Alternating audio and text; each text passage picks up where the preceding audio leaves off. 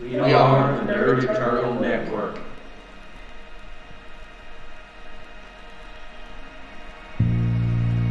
I know I'm not the one. Don't fake it, well, you don't belong to me.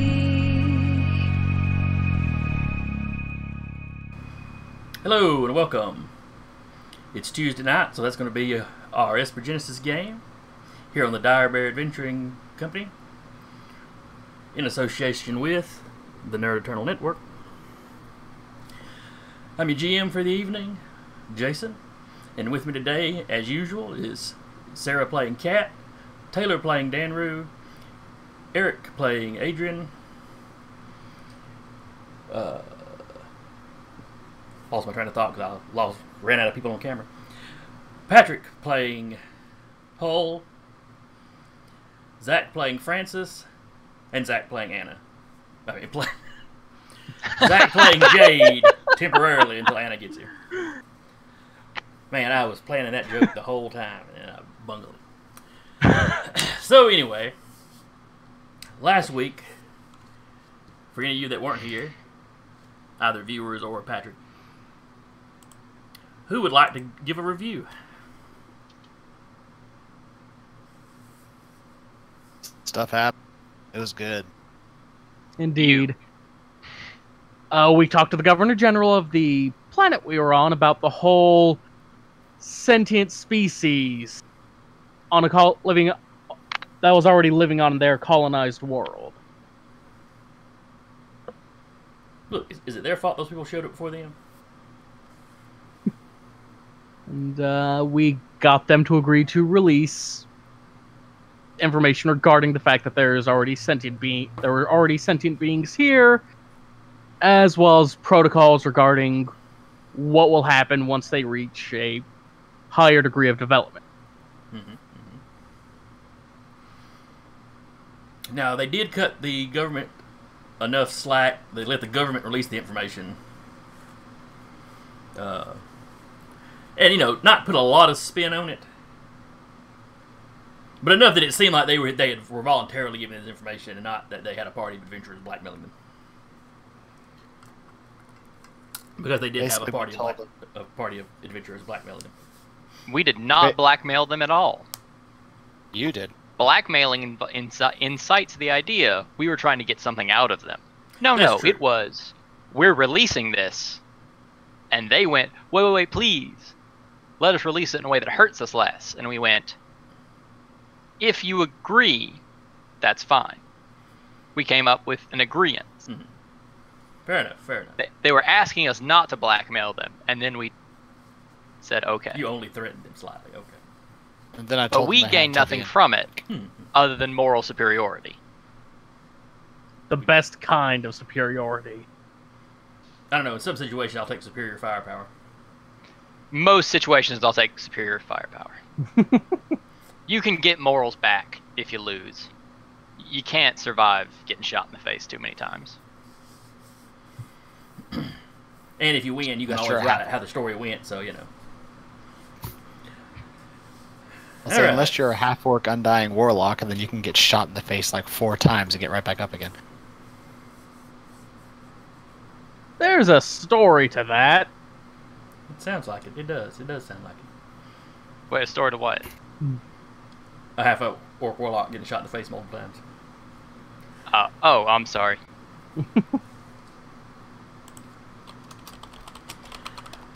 Alright.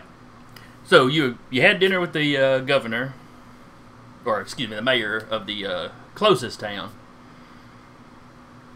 You came up with the agreement. You then followed clues you had gathered from the cave carvings that you had originally showed up on this planet to collect. What was the name of that planet?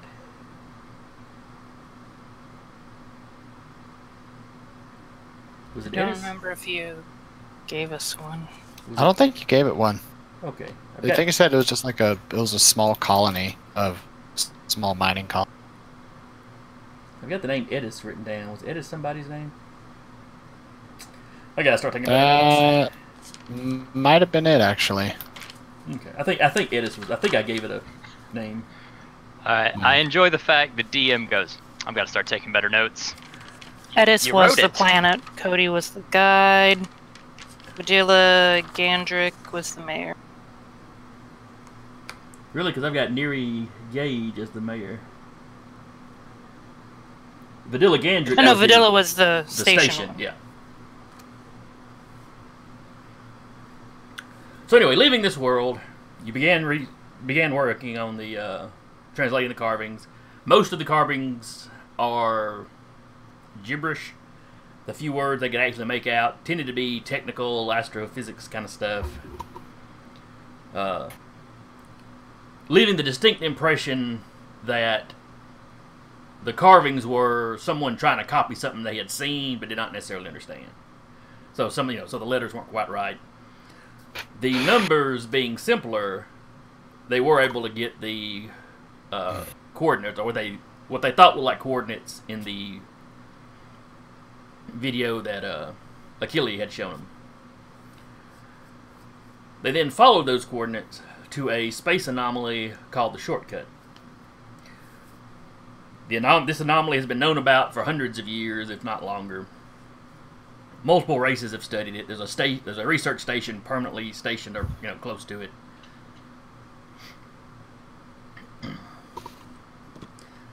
And the shortcut takes up a fairly large area. I know I had the number somewhere. Roughly the size of a, quote unquote average solar system.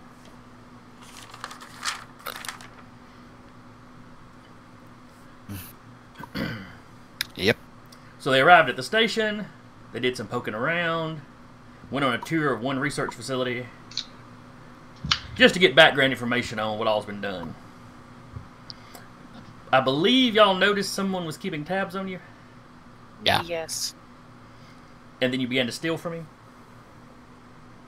That was only one of us, and I frown upon that action publicly. So anyway, stole the man's data pad, brought it back to the ship, started hacking into it, found some slightly incriminating messages. Nothing that would get him in any sort of legal trouble on the station or anything, but it seemed to link him to the group you've been encountering, or at least I think that's how y'all took it. He was sending Something like that. He sent a message to someone saying those people they'd been talking about were here. He seemed to be obsessed with figuring out what the shortcut was, to the point that when you went home, or followed him to his home, it was set up almost like some conspiracy nut jobs, office. Except it was all technical information and experiments that had been done. All stuff that makes sense to work on. It's just weird that it was all here. Yeah, he does it all. Especially because he had several centuries of work in there. Yes, he had work in his that went back farther back than he should have been here. Which may have just meant that he had previous research. Maybe. But, and then he showed up with the cops the next day because he had a tracker in his data pad. Yep. The police searched the ship. Everybody was voluntarily cooperating, while Adrian sent his, well, not his drone. We established, We established he does not hard it count was as not a drone. Yes. Yeah. I keep wanting to call it a familiar, but that's not technically what it's called. It's technically what it is. The spell, the He's a power, techno child. is called Bonded Familiar. Okay, so they do still refer to those things as familiars. Okay. Or I think it's called, actually, it might say Bonded Companion. Maybe. Yeah, it says Bonded Companion, but it's technically just an extension of his own consciousness. It's like you spawned off a little alternate personality that's now your pet. He has a mini-me. But if Mini-Me is a kleptomaniac, wouldn't that make Adrian a kleptomaniac? What was the thing that he did before you all met him? That's right. He doesn't steal shinies, he steals information. So, I'd like to call a brief timeout. Due to the multiple systems we used to record this, I did not notice Adrian was talking through Zoom and not Discord, so I haven't heard a word he said up until this point. I've been talking on Discord. You're he's muted on Discord. No, he's not. Oh, because I'm hearing him. I've Yeah. done the entire time. Did you mute him? I just joined Zoom's audio and started hearing him. Huh. I've got Zoom audio off and I can hear him in Yeah, Discord. Zoom. Yeah, I'm. Weird. I think I'm the most problems that I've heard fine. That's so strange. Oh well. Continue on, I'm sorry. Yeah, I've not been muted in Discord. I mean, I mute myself when I have to clear my throat, Does so I don't destroy your all's eardrums. Does everybody that's watching the Twitch, can you know, are you hearing all the audio through the Twitch? You know, check that right quick. I have the Twitch playing like very low in the background so I can hear you guys through Twitch. Okay. As long as anybody watching can hear us, and I'm hearing everything, so we should be picking it up for the recording. We should be good then. Yeah, it's just You're must have good. been a weird hiccup. Alright, so where Anyway. were we? Oh yes, you were on the station, the police had shown up. Did not find anything because Adrian's companion basically took the data pad off and dropped it in some unsuspecting lady's purse. Someone who was being rude to people around her, or you know, someone that seemed unpleasant. So. Yeah, he didn't just do it at random. It was someone who was being exceptionally unpleasant to people. That he just decided to give her a very bad day. You're a little bit rude. Here, go to jail. Pretty much, yeah. I mean, really, I doubt the guy will really press charges against her. He was quote unquote clever enough to notice that it was obviously someone else. And he immediately assumed it was some sort of drone carrying anything around. So. Yeah. Yeah. So, does anybody remember right where we left off? We had just undocked to go explore the I want to call it the corridor, but the shortcut. Like we had just gotten clearance to undock, and we were like just leaving. Yeah. There was a slight delay while the police checked everything, but you know. Yeah. Once that was clear, you're not under suspicion for anything anymore. So. Yep. All right. The undocking goes fine. You leave the station. It's a hour or so's flight out to the because you know you're not really using faster than light. You know, out to the coordinates. Like I said, this whole area of space is essentially empty, other than the occasional ship passing through, and lots of probes from the research station. You know, some of them kind of stationed out or placed out in stationary positions. Some of them are kind of constantly moving around. But you're talking about a very large area, so it's not like you're flying through a debris field or anything. Adrian has taken that time to nap He doesn't- because he needs it. Oh, that's right. You were up Yeah. like all night. Yeah. Danner has continued to practice his synthesizer in private. In private, he says, but we're totally hearing dun dun dun dun dun dun dun dun dun. Sorry. No, I think it was Take On Me was what he was going to be playing. Take on me.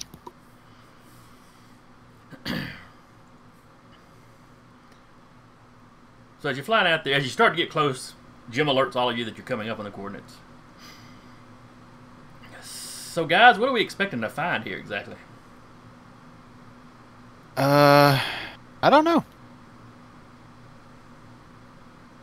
That's at A the miss- front of it, isn't it? Most likely another mystery. You guys doing okay? Yeah. Doing just fine. How you Yeah. doing? I don't see anything on the Twitch stream. That's the reason I was asking. It. Okay, it's this is shown weird. online. Nope, it's me. Sorry. Bye. Oh. Okay. This brief cameo brought to you by Captain Sack. Hi, Cap. Bye, Cap. See you on the 8th when we do session 0, Cap. And thus Our moved dear on. commendable leader, who was very concerned about us, but we're safe. Everything's okay. And then he wandered into the desert. Never to be seen again. As I'll long let as you know he how has that a goes on horse with no Sunday. name. Because I'll see him Sunday. I'll let you know how that goes. Oh, is that when y'all are in y'all's session 0? No, so, I actually play with him at Lucky Dice Cafe Oh, on that's right. Sundays Oh. through Adventure League. Yeah. I get to see the man in person. I used to, but now I don't see him no more. Alright, let's see here. Oh, yes, coming up in the coordinates, Jim was asking you, you were saying another mystery. Alright, we'll call back up. He goes, yeah. We seem to be stacking those up. Aren't you glad you signed up? It's more fun than I've had since the wife passed. Retirement's kind of boring when you're by yourself. Agent just gives him a look, is like, I'm trying to decipher the meaning of that statement, but he isn't quite sure how to take it. Dad's in there. I enjoyed farming. Yeah, farming would have been retirement. That would have been just a new career. That's retirement for me. No offense to you, man, but that would bore me to tears.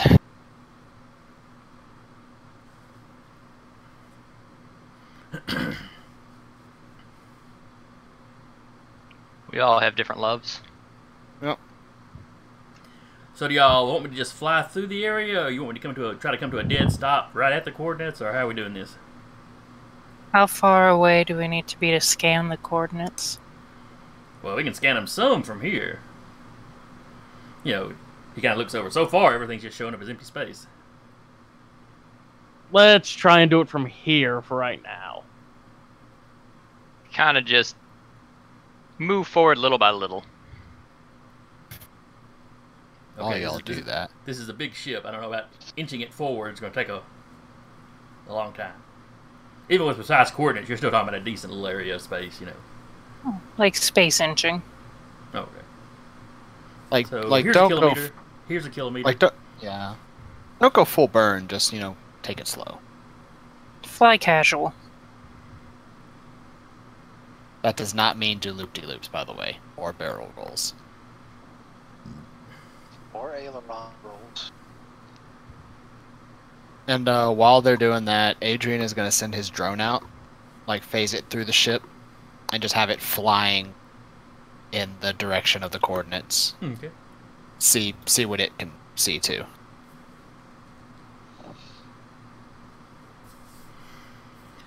He's kind of curious to see if this whatever spatial anomaly affects things that technically aren't in the same phase of existence. He's kind of curious about that. What was your companion's name? Yanni. Yanni. Okay. So Yanni streaks for what speed does Yanni travel at? He travels at like regular people's speeds, doesn't he? No, it's a little bit faster. Like It's, so like 40 or so. Okay. Yeah, he can go 40 normally. If he's not doing anything else, he can go 80. So I think he said that covers like about a single like block of like normal ship travel when we're doing the ship combat thing. I think you said the ship combat thing is like 50 feet Yeah, I believe you're right. approximately, and he can go about 1 to 2 if he goes at full speed Okay. every round. All right. So yeah, you're inching forward. The ship is actually going faster than him at the moment. Well, the ship's going faster than him. He's just chilling on the hull then. Okay. As you come up almost right on the coordinates, Jim slows the ship down to a stop. Because you mentioned sending Yanni ahead. Yeah, and then Yanni's gonna go. So Yanni travels forward for about 15 minutes. Mm-hmm. And vanishes. But does he? Because I have direct connection with him. You can feel your connection slightly, Mm-hmm. but you can't seem to. Do you see through his eyes, or do you just give commands? I can see through his eyes, Okay. too. Everything seems to be black. It's like he was, from his point of view, he's traveling forward, and the stars just turn off. All right, whoa, hold up. Hold up, Jim. The hell? What? What did you break? Well, I don't think Yanni's broken, but all the stars just went out. There isn't a single bit of light in there. Right. Which one of you recited 99 billion names of God? Ah, the room gravity black hole. Okay, I Patrick. feared as such. I heard you say something. Oh. Which one of you recited the 9 billion names of God? Crank the user volume up, though. That's an Asimov quote. See, the fun part is if we were level 5 for this, Adrian could just leave the ship, breathe in space, and fly on his own power in there. Look, he's Princess OP. Leia. Yeah. Actually, yeah. Yeah, I guess. But you are not I level think- 5, so what y'all gonna Yeah. That's true. Mope He's about gonna- it. He's gonna try to recall Yanni, like, not have it, like, warp back to him, but, like, fly back to him. And see if the stars come back again once it crosses some form of threshold. do? Okay, give me an intelligence check for Yanni.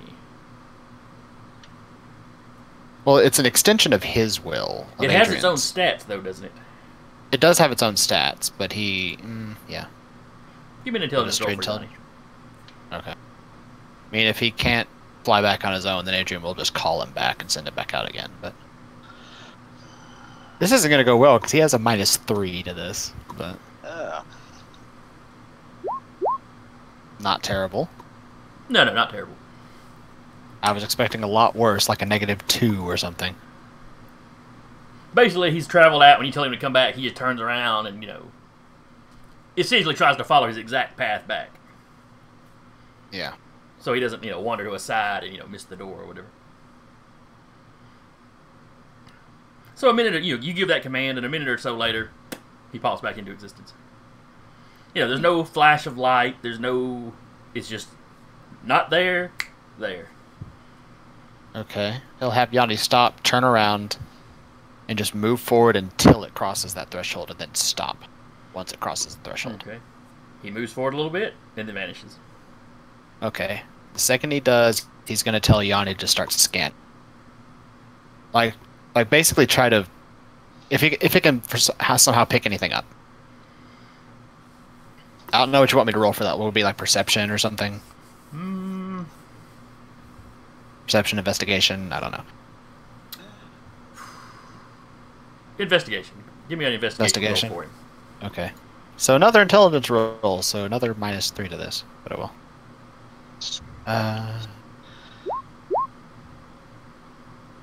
Dang. Okay. Not bad. Yeah. He got into the good charging station last night, apparently. He does not detect anything in his immediate vicinity. He's not picking up your ship. Mm-hmm. Obviously he's not picking up any light. Yeah. He is picking up some gravity, I guess, some mass off in the distance. Uh-huh. He doesn't have any visual sight of it. Okay.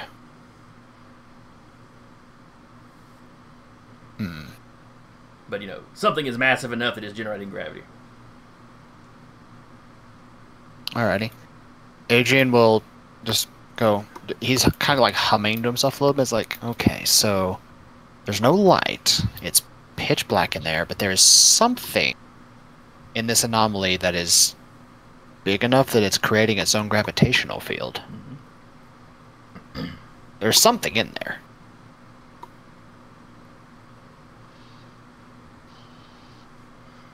Now you can tell from when Yanni traveled it earlier, you know, it's not like he traveled in and then something kind of started sucking him in, or, you know, he had no problems turning around and coming back out. It's just something that wasn't noticeable until it crossed that threshold. Right. Yeah, y'all aren't picking up anything like that. Huh. Does Yanni have any kind of instruments that would allow him to kind of read how much gravity?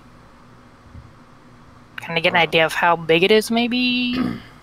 I think it'd be that investigation roll, I guess. Considering that's kind of what he was scanning around for, is to see if there's anything there. But I'll leave that up to our illustrious DM. Because the base form power sprite doesn't technically have its own tools. Okay. In that case, I want to say he does not have... You know, if he doesn't have his own tools, then yeah, picking up anything more than what I've given you is going to be a little beyond him at the moment. Okay.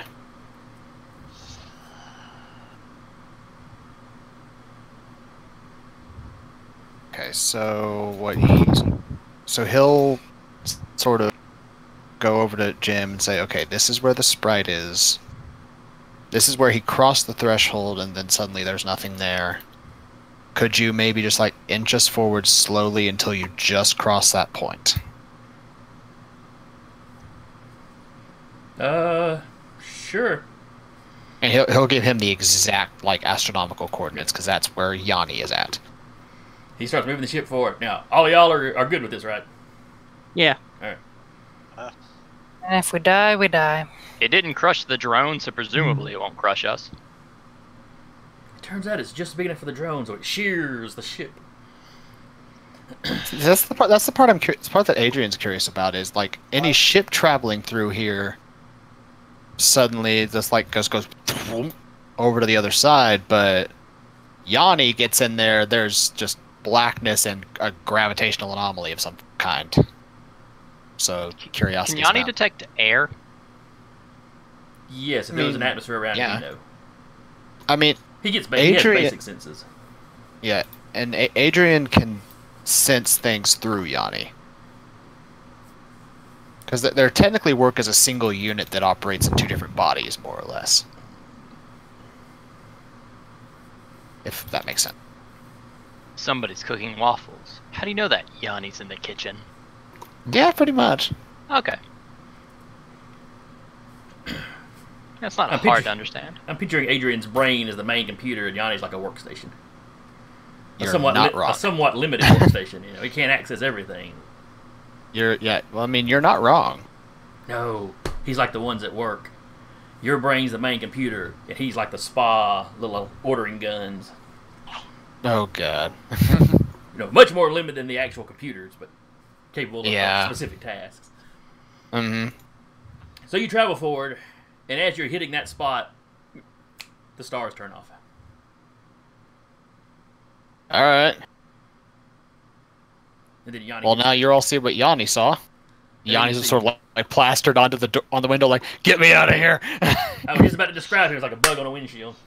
Yeah, he'll phase through the windshield and just sort of like start shivering on Adrian's head. What was that, Patrick?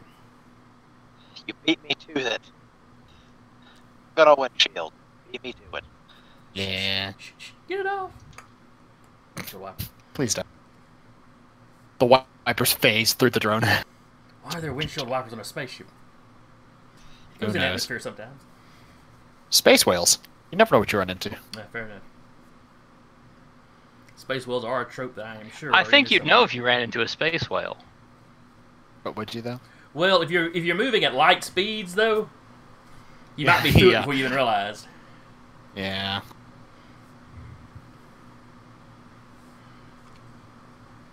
Sorry, I got us distracted. Yeah, it's easy to do. Alright. So. Oh, yes, you've gone through. Yanni has phased back in. Y'all are now in this darkness. Jim's, looking through the windshield. That's kind of spooky. And Adrian's gonna pull up his data pad and he's gonna search for any reference to just complete utter blackness in any of these tests that this station has had through the hundreds of years of tests that he's picked up from that one dude's data pad. So you sit there for a few minutes working on it? I'll say I know it might take him a while. It gives other people stuff to do things because I kind of dominated this last 40 minutes almost. All right. So what do the rest of y'all want to do? Is there anything to? There's nothing for me to attack or negotiate with. I'm kind of just here. Yeah, Francis and Jade are both useless in this situation. This is time for the science boys to science. Cat would like to pickpocket the darkest. It has $1.50. Damn. Alright, so in this situation, what science would I need to roll? Let's science this and science this hard. Can I check the computers to see what kind of readings we're getting? Yeah, you can use the computers because the ship's got better sensory equipment than Yanni does. So yeah, give me a roll on that. And I think we were using Arcana on the sheet for your. I just used the dice roller. Oh, okay. That's what I've been using for computer use. No, actually, Arcana for me has been astrophysics. I've been using history. Yeah, it just has to be one of the intelligence ones. Well, I still roll ass. There's no light here. There's no heat here. You are detecting just a little bit of gravity. Like Yanni detected. Okay, there is no light, there is no heat. But we are detecting. Okay. They're just you. But yeah, that's all you get right now because you rolled. Well, you rolled ass, so it happens. I'll say if Adrian hears that, it's that's something I've been curious about. If this is an area where ships have been shooting through at much faster speeds than normal, have they been slingshotting whatever this gravitational anomaly or object is without even realizing? Well, now keep in mind the coordinates that you are at is a very small area within, the entire space of the shortcut. Well, yeah, but he's now curious about the gravity thing. Right now, the coordinates are just out of his head How have they right now. avoided hitting these particular coordinates over how many hundreds of years? Because ships, that's what Adrian's looking for, too. Because ships are a few dozen meters wide. Perhaps a couple of 100 meters wide. And the shortcut is 300 billion and some odd kilometers wide? Yeah, but they've been studying this whole anomaly area for quite a bit, right? Yes. The coordinates were very precise.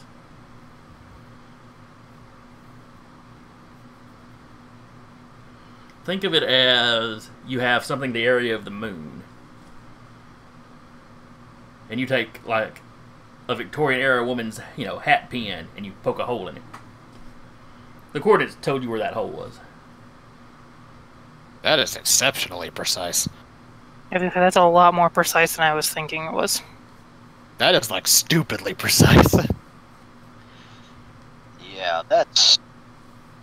I'm glad I rolled high enough to figure that out. Because, hot damn. How far are we into this anomaly? Do we just kind of poke our heads in and... You're moving slowly enough that you're trying to just poke your head in. The trick is, once you're in here, there's no way to gauge. There's nothing to gauge distance traveled from.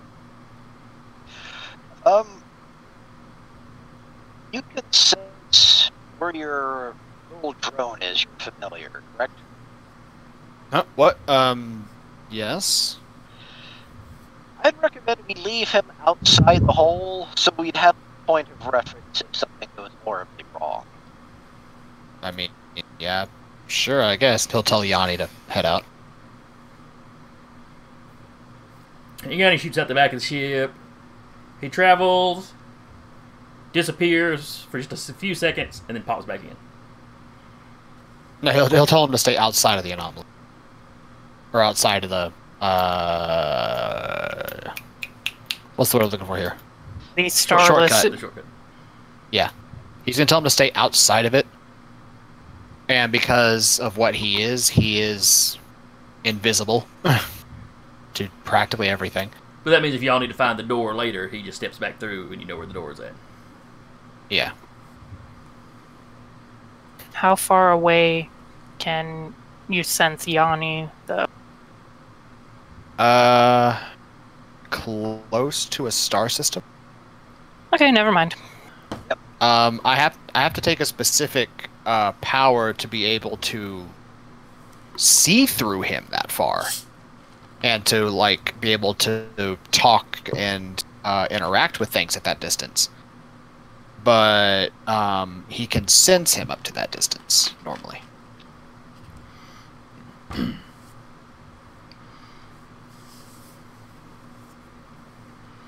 So you should be fine.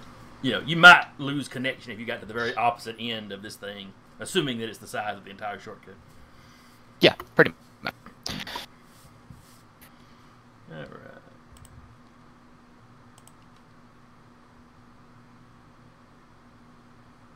Oh, sorry, I had a message pop up. That turned out not to be for me. Ah. All right. So what are y'all doing?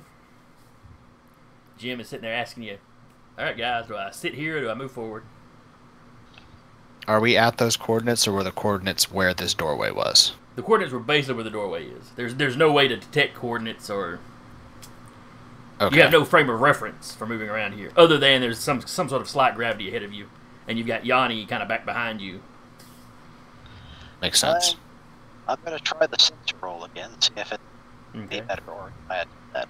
Jim moves the ship forward just a little bit. Onward into the unknown! Basically. Oh, better. You're at least in double digits now, so you are improving. All right. As you move forward, you know, you're flipping through the scans. While the computer had told you it wasn't detecting any heat, you go ahead and you flip through the infrared anyway. In the infrared, there is something ahead of you, glowing kind of bluish. Something out there is colder than the surrounding space. Which is concerning, considering space is cold as balls. It's not absolute zero or anything, though. Yeah, space is, depending on where you are, it's shockingly warm. But, yeah. Because sometimes there's nothing in the way between you and direct heat from a sun or something. Yeah. Considering there's no stars, I mean...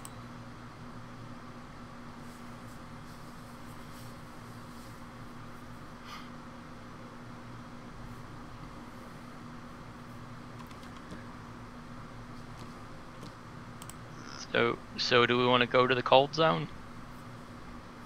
I mean, it seems to be the only way forward. It's the only thing Do we want to scan the cold zone a little bit more thoroughly? I'd recommend that, yes.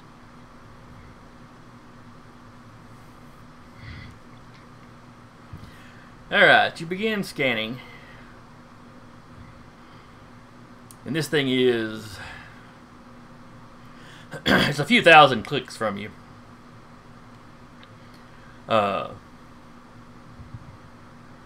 Jim asks you, how close do you want to get?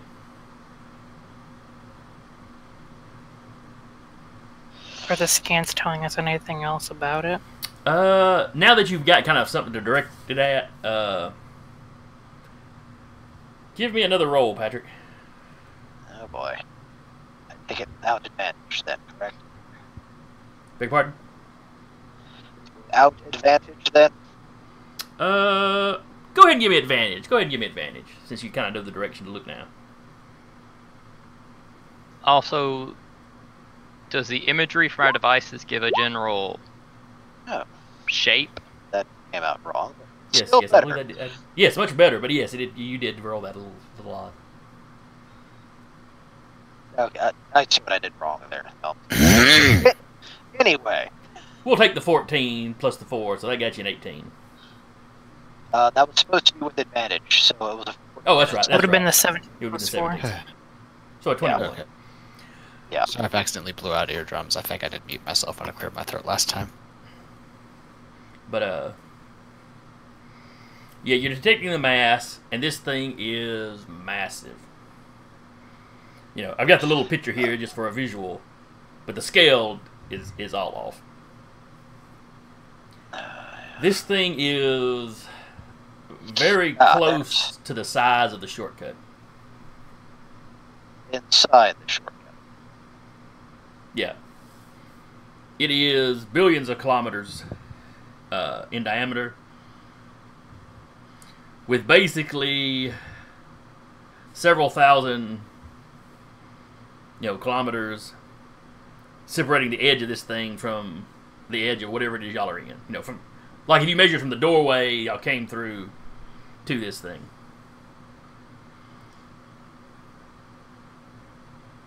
As you get closer, We just ran into a Dyson sphere, didn't we? Or something like it. you I'm can, kind of thinking that. you can theorize that.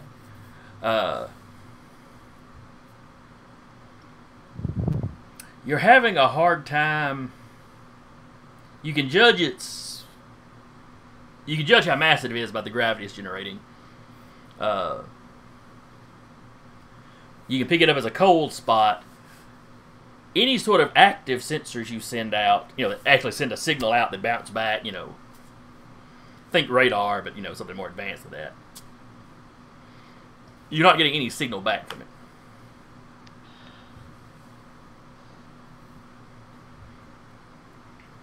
If you bounce, we'll use radar as an example. If you bounce a radar beam off of it, yeah, it's not bouncing. The radar beam seems to be, just being absorbed by it or passing through it or something.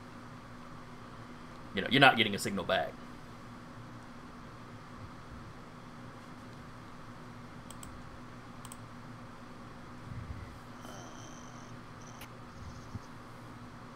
So Adrian will kind of lean over his shoulders like, that's odd.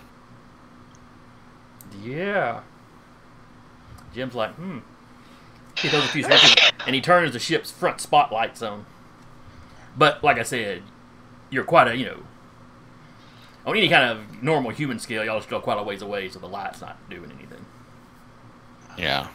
But it's still good to have. Yeah. Trying to hammer out, just how close can we get this thing? Jim's like, if you want me to keep edging forward, Edge forward. it's about 1,000 clicks between us and it right now, so. And he's put up on the view screen, the infrared, so y'all can actually kind of all see it. And yeah, it's just glowing blue is all y'all can see at this distance.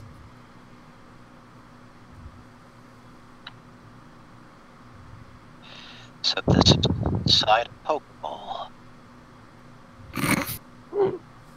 This is what the inside of a Pokeball looks like. Ah. No wonder they're willing to come out and fight whenever we call them. Yeah. It's like purgatory.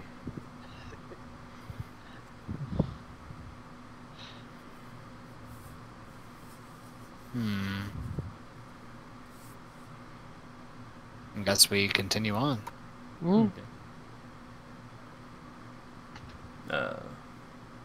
As you move forward, you get within. When you get within a. How close do y'all need to get? You eventually inch up close enough that you can actually visibly see the spotlight start to hit it. It has kind of a shiny crystalline look to it.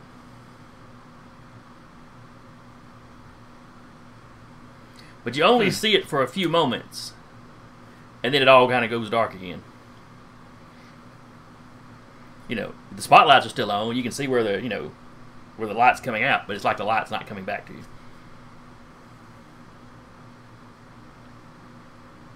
Interesting. Hey Jim, turn off the lights for a second. He flips the lights off. Adrian will wait for like a few minutes. Okay, turn it back on again. And you get that same effect. It hits. You have a second or two where you can see it, and then it's like it begins absorbing the light. Huh.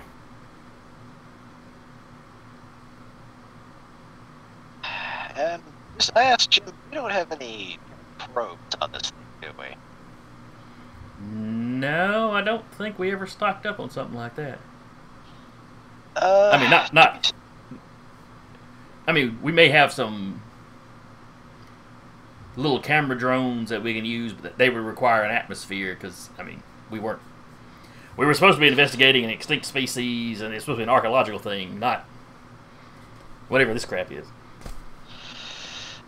Technically, if we dig on it, it's archaeology. Fair. Unless the species is still alive, then it's just theft. Now, however, we have the missile launcher mounted on this thing, correct? Yes, you have a missile launcher. I want to take one of the probes, one of the missiles, and I'm going to try to bodge a probe together. Okay. So basically, I'm assuming you'll remove the explosive from the missile. Correct. And basically just mount a camera on the front of it. Or, more or less, something, at least install some type of sensors with cameras. Like I said, more or less, this is a probe held together by duct tape and prayers at this point. So, but yes. Okay. So I assume a mechanics roll. Since we seem to be able to be here a while, I'll take a 20 on it. Okay. That's fair enough. So you spend an hour or two tinkering on this. So taking a 20 on it with my mechanics, that's 25. So yeah. Okay. You do a little better than duct tape. You know, you put something on there to amplify the signal, since, you know, you're still, you know, a little distance away. And the missiles aren't designed for extremely long travel. Now, once you get the missile launched, I mean, it's just going to go. You're not really going to be able to steer this thing once you let it go. But Yeah, but thankfully, considering how big this thing is, I'm fairly certain one of us can hit it. until you roll a 1. Are we sure we want to make our first contact with whatever this is, firing a missile that's been disabled? Here's something we can actually do in that regards. Can I rig the missile to basically, shortly after it leaves, to automatically cut the finish off? Basically, like we just launched it out, it stops, and then it drifts down. Or, alternatively, we don't have to fire it out of the missile tube. We can just launch it out the back of the ship. Well, it's going to move very slowly if you do it that way. Well, that's Like, actually... this thing is big, but we're still kilometers. We're still a lot of kilometers away. Yeah. But anyway, you definitely get a probe rigged up. I'm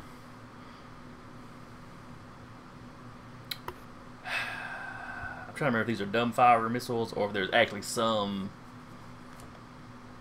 targeting involved. We'll say there's some slight targeting involved. So if you wanted to shoot it out and kind of have it, you know, when it gets so close, either skim a surface, we'll let you do that with the computer use roll. But you have to make the roll before you launch. I'll say one thing Adrian can do is if it does have guidance systems in it, he can jump into that system, considering it would be unattended, and he could control the system with his own brain. That will give you much better control than trying to set it up ahead of time. All right, so y'all get this set up. You know, you launch it forward. Adrian, you put your brain in it. It takes it some time to travel. as it gets closer, the thing's gravity starts pulling on it and it starts speeding up some. He'll start guiding it to where it's not going on like a direct path at the thing, but sort of like kind of get it to where it'll like kind of orbit. He doesn't want to hit it with the missile. Yeah, He just kind of wants to go like near it, sort of. Let's see. Oh, I need to retcon one mistake I made. When I said it was almost as big as the shortcut, it would actually be quite a bit smaller. Okay. Think if you built a Dyson sphere, for example, around our solar system. Well, if you wanted the inside surface to be habitable, you would build it out to about Earth's, the size of Earth's orbit, not the entire. Yeah. Mm-hmm. So it would be quite a bit smaller on the inside. Or than the inside of this thing. Right. I only just thought of that. Anyway, so you launch it forward. Like I said, it's definitely feeling the pull of gravity at this point. Nothing it can't handle, These things can be fired in an atmosphere, so. Yeah. And now the important part, data. The precious data. As it begins to skim the surface, again, the... actually, you're right up on the surface. Alright, give me a computer use roll for the sensors. Okay. Since I'd be helping them, would that be an advantage? Uh... Or actually, do you want me to go ahead and roll it? Because I think I might have a higher intelligence. One of you was intelligence, one of you was wisdom. Which one was which? He would be intelligence. I'm wisdom based. I have a decent intelligence. But Okay. yeah, I'm rolling at a +4, so. I'm rolling at a +5. Yeah. We will say the two of you work together. Eric, go ahead and let Adrian make the roll, but you have an advantage because Patrick is helping. Okay.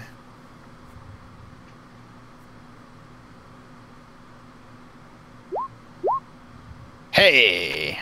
Not bad. Alright, you begin bringing back some data. You figure out fairly quickly that, as far as the active sensors go, short bursts are the way to do it. Much like the light, anything that's hitting it for very long, it begins to absorb. Okay. Doing it in short bursts, you get a little bit of signal back. Right. You figure the same thing was probably happening with the ship sensors, but the weakened signal that was coming back at that distance, your ship couldn't pick up. Okay. But with the missile being so much closer, or the probe being so much closer, it is picking up a little bit. Okay. The outside surface is some sort of crystalline structure. You can't identify what it is, though. There doesn't seem to be any seams or any discernible features that you see. It's just smooth.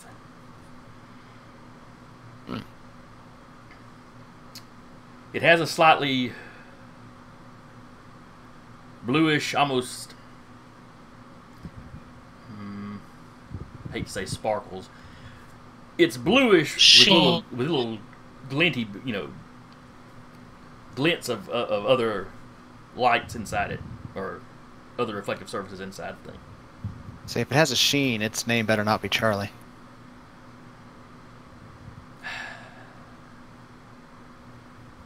No, its name is actually Carlos Estevez.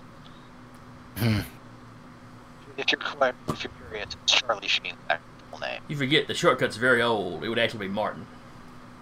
Ah.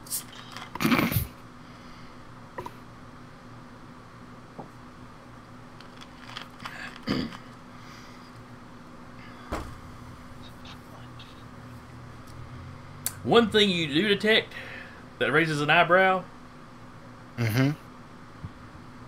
is as you begin scanning it, within a few minutes of you scanning it, the probe scanning it, something begins scanning the probe.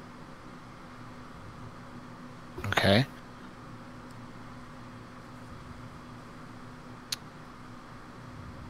How much of this ancient language has Adrian deciphered, decoded, gotten used to, proficiencies, etc.? Because he's been working on this like since we found it in that one temple. It's just sort of like I've just been sort of like treating it as like in their downtime. He's just been working on this like almost obsessively. Due to your own work and the tips and hints that the lingual professor that you have, the stuff she told you about, the context of each, the meaning of each word varying sometimes greatly depending on the context it's used in.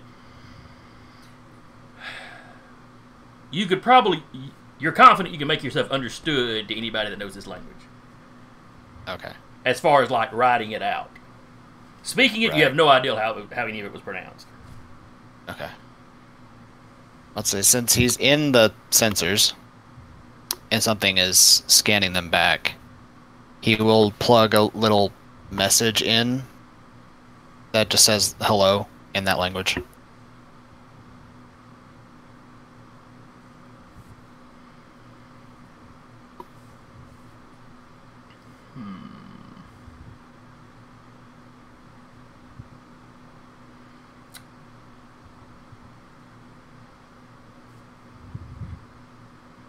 What would it call you?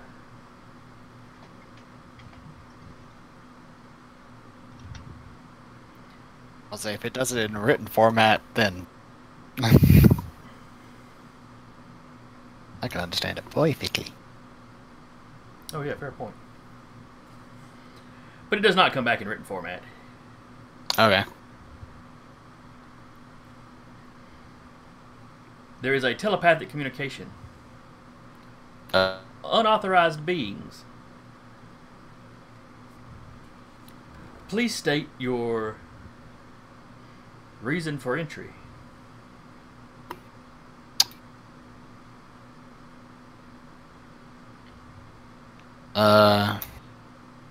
You need someone with charisma.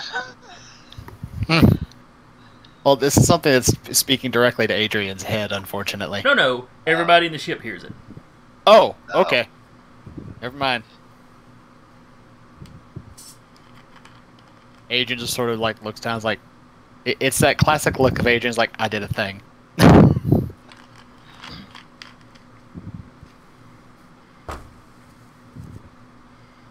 Cass just like vaguely confused as to why is there something speaking in her head. As you all kind of sit there like, it repeats. Unauthorized beings. Please state the reason for entry. Exploration. Danner thinks for a minute. Inquiry.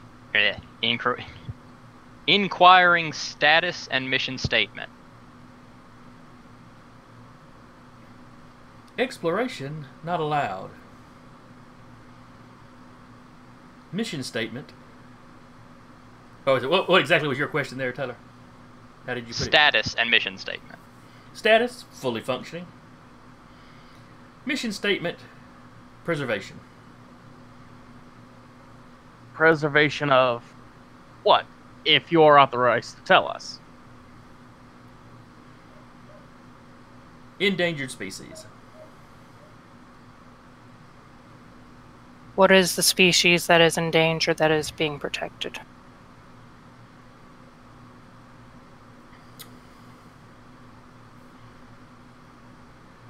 You have about 3 hours of just these names, of just these names in your head, as it goes down this freakishly extensive list.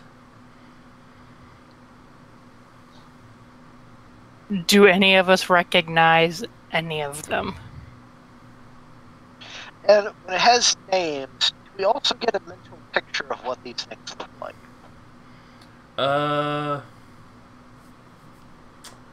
Give me...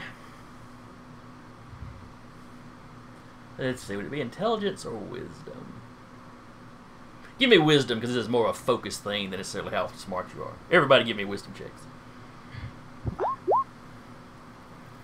I'm not even gonna pretend Danru's gonna particularly care. Oh Yep. my. Danru did not particularly. Danru goes. Six, This is 2, 3, 1. if We're you on a showed me Rolling great, folks. Rolling great. no Yeah. offense. If you showed me 3 hours of a picture book, I wouldn't remember a single picture. That's the point of the wisdom check. All right, let's see here. So we got a 15. No, that was the previous sensor roll. So Francis got a 6. Cat got a 2. Cat's really regretting asking that question. Sweet Lord, did anybody roll decent? I got a 16. Oh, yes, okay. And Jay did Technically well. 19. Yeah. All right. So, all you single-digit guys, yeah, it's a blur. It's such an information dump that, yeah, you're just not picking up on anything. And it goes through them fairly fast, too, so...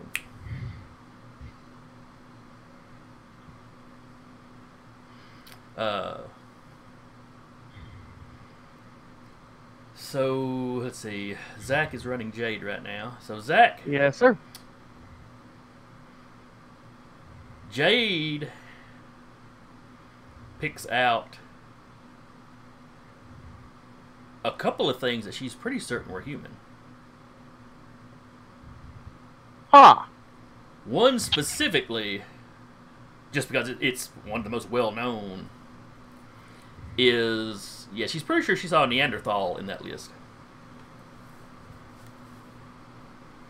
In fact, considering that it's speaking to you in a way that you can understand, that would even be the name. She would know it was a Neanderthal because they actually would have referred to it as that.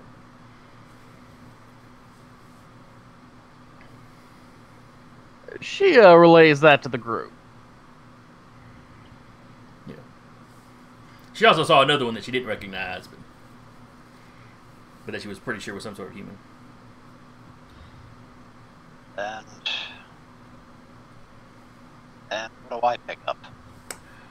Alright. You don't pick up the Neanderthal or whatever the other one was, because those names wouldn't mean a whole lot to you. What you pick up on, it is not the name that means anything to you. Well, what you see, or the one you notice is, well, you notice a couple of them. One, the four-armed species that you had met on the previous planet. There is something that you're certain is some kind of variation of it.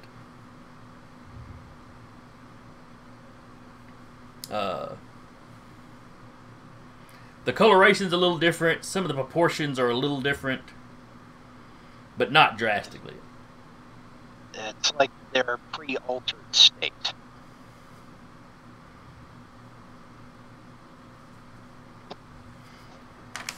What was that now? Their pre-altered state? No, not the altered species. Oh, that's right. This would be the species that you weren't here for. Ah. That's right. Oh, wait. I was here, the four-armed species. They were the guys we ran into a cave, the native species. Oh, yeah, I was yeah. there- You were there for that I one. was Yeah. there- Yeah. And from talking, like last session, when they were talking to the mayor and stuff, yeah, they knew that species was living on another continent. You had another species kind of in that same family on the continent that was colonized, but they had died out after the previous ice age. You know, way before anybody colony-wise showed up. But they were thought to be the more advanced species. It was just the environmental pressures went weird, and, you know, they had a bit of bad luck. Did we ever get a name for the species on the first planet, CDL 113? You would have had the name out of the information that you pulled, because you have their genetic profile and all that kinds of stuff. Would that be something we would be able to transmit and query? You can certainly try to once it's done fulfilling the previous query. Yeah. Yeah. In addition to that, Patrick, You pick up on one that there's one species that reminds you of Francis a lot. Huh. But it is smaller, not as bulkily built. You know, like a... Zach, off the top of your head, do you remember how tall Francis is? Like a hair under 7 feet, I think. Okay. This thing is more like 5 feet. And like I said, built kind of slender. I was about to say, if you say it's kobolds, so help. I was not thinking along those lines. Though in hindsight, maybe I should have. But facially, they're very similar. You know, it's not just that this is a smaller lizard race. You know, it looks a lot like Francis' species.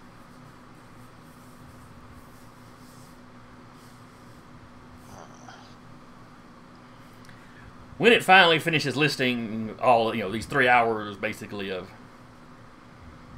endangered species,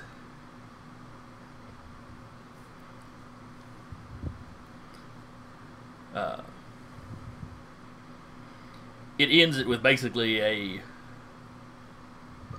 and numerous other flora and fauna.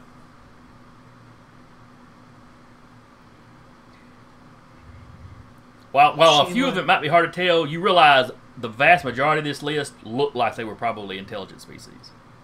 Most of them were bipedal, or at least had,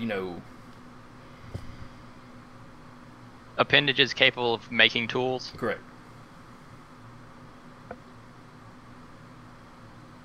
Interesting. Now, what was the question you were going to ask it, Kat? She was going to see if there was a way to transmit just like a brief snippet of the genetic data that they found on CDL 113 and be like, do you have any race that would be derivative or the original of...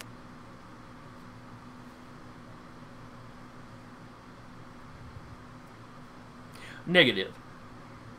That species was no longer endangered when mission was initiated. How long ago was mission initiated?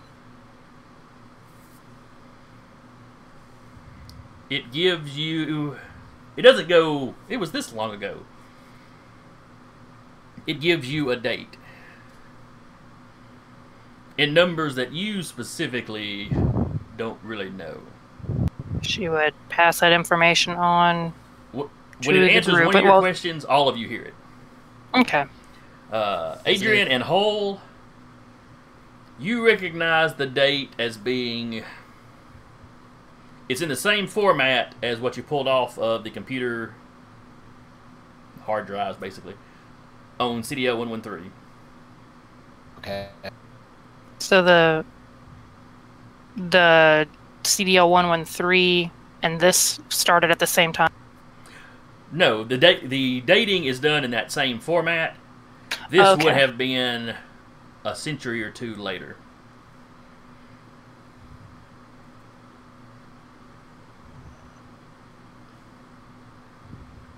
Who made you?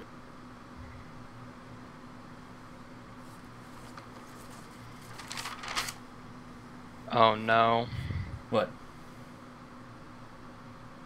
Donor would like to tell everyone, please make sure all questions are asked very specifically for short answers. Yeah, Cat now owes everyone like This so is many something rounds. that's planet-sized. The amount of people that probably worked on it is probably a long list. Clarification. What race? The Jñānīālō. Come again? The Jñānīālō. Is that anything that Adrian recognizes? No. And I'd ask you to give an example of Jñānīālō.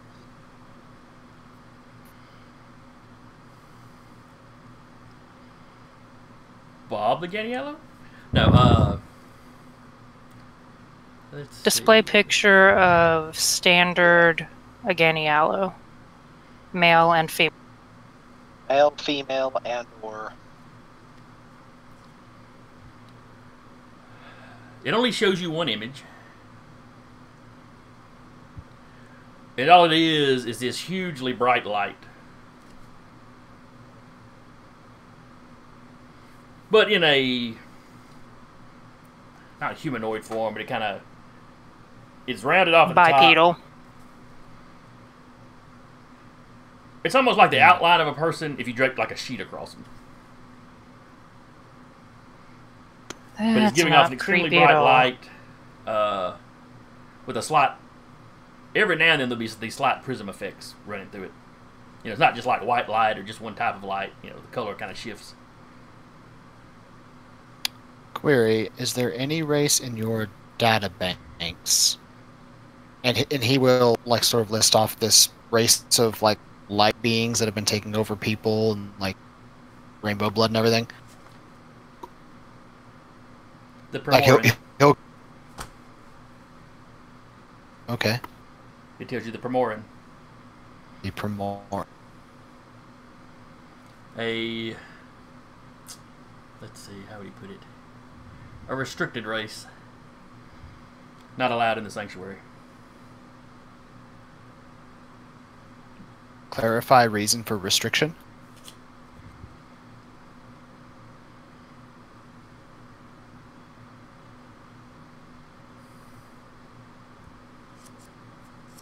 It merely repeats that they are restricted.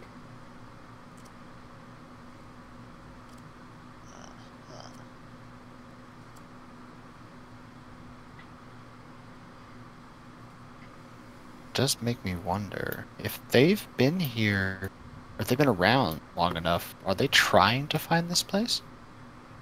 We're trying to find a way to get back into it. Have the Primoran ever reached the sanctuary before? Negative. Do the Primori know the location of this sanctuary?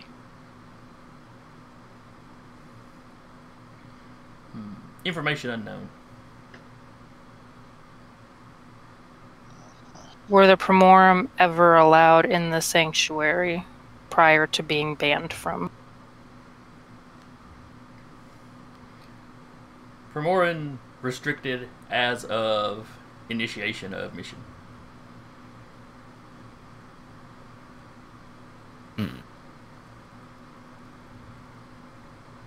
Joyful. Oh, we have a name for whatever race has been doing this. It's more than what we had yesterday. Is there any way for it to download information to us about the Primorum? Point. Negative. No.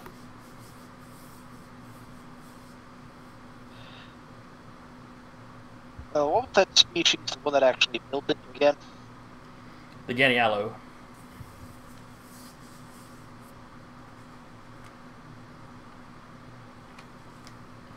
What has... I was going to actually say, could you clarify or give any additional information on the Jñānīālō?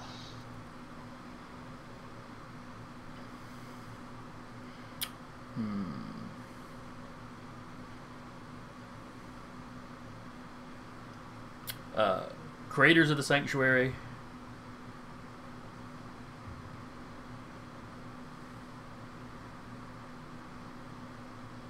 Non-physical beings. And I'm back. Sorry, power flickered. Hey. Welcome back. All right, what was the last thing you remember before your power? Cole was asking what species specifically made the talking blue planet orb. Okay, that was a race called the Jñānīālō. Mm-hmm. They also asked if they were familiar, and they showed a picture of them. They seemed to be kind of slightly humanoid silhouettes made of light. They asked if it knew what the little rainbow spectrum guys y'all run into were. It referred to them as Primoran, and that they were a restricted race, not allowed in the sanctuary. Ha.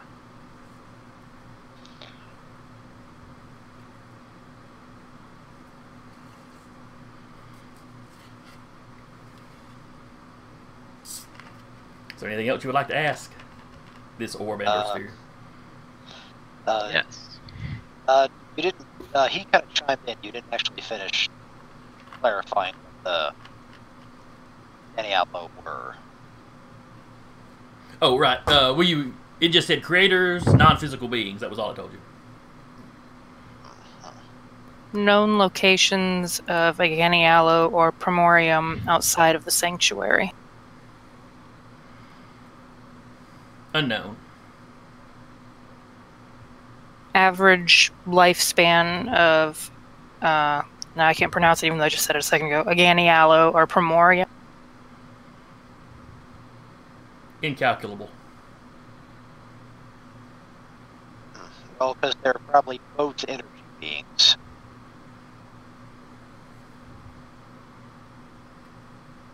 Can Jñānīālō or Primorium inhabit biological beings?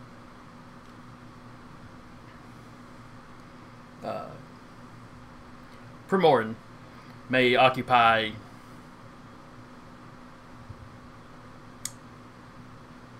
how would it put it? Recently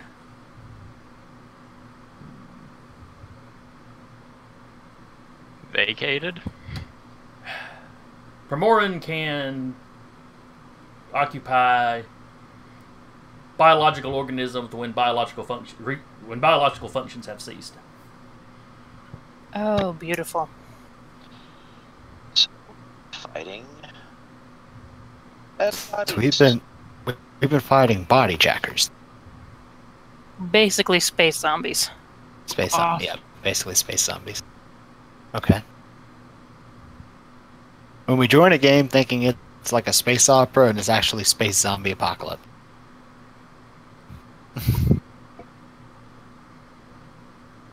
Recommended tactics for dealing with Primorium. Leave.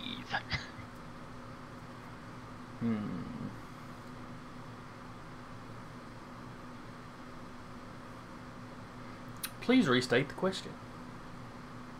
Or inquiry. Additional information on Primorium. Restricted race. Non-physical beings. Known weaknesses of Primorium. Information not available. Why are they a restricted race? Restricted by creators. Why did the creators restrict them? Information unknown. Also, I would like to say while this is happening, Adrian is like making a copy of this on a data that he can download into his head later and then remove all evidence of from the data pad, so he has the only copy of this information. Okay, you're basically mentally transcribing it using your Esper abilities. Yeah, basically.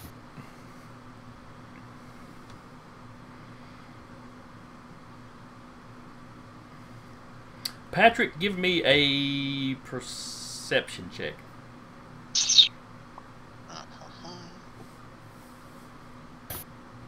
And my perception should be nothing.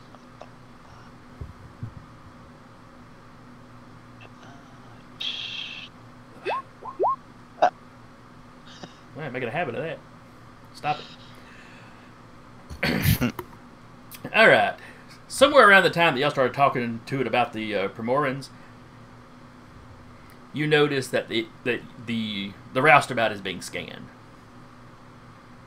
Where up to that point it was not. Permission to return in the future with further inquiry.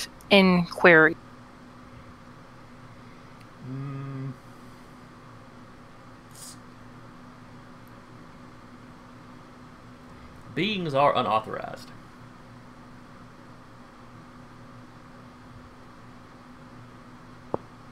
Do you seek sanctuary?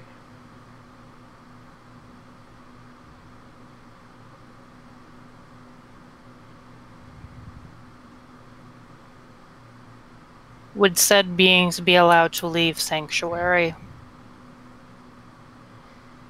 Not without Creator's permission. May we speak to one of the creators?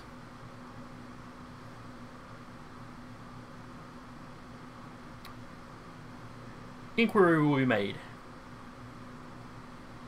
How long until response of inquiry? Unknown. About the time Please. it hits the W in known, 3 bright lights appear in your bridge. Oh, hello. Hello. Hi. What up, Minibon? They speak in unison. Their voices are kind of echoey. You're hearing them in your head.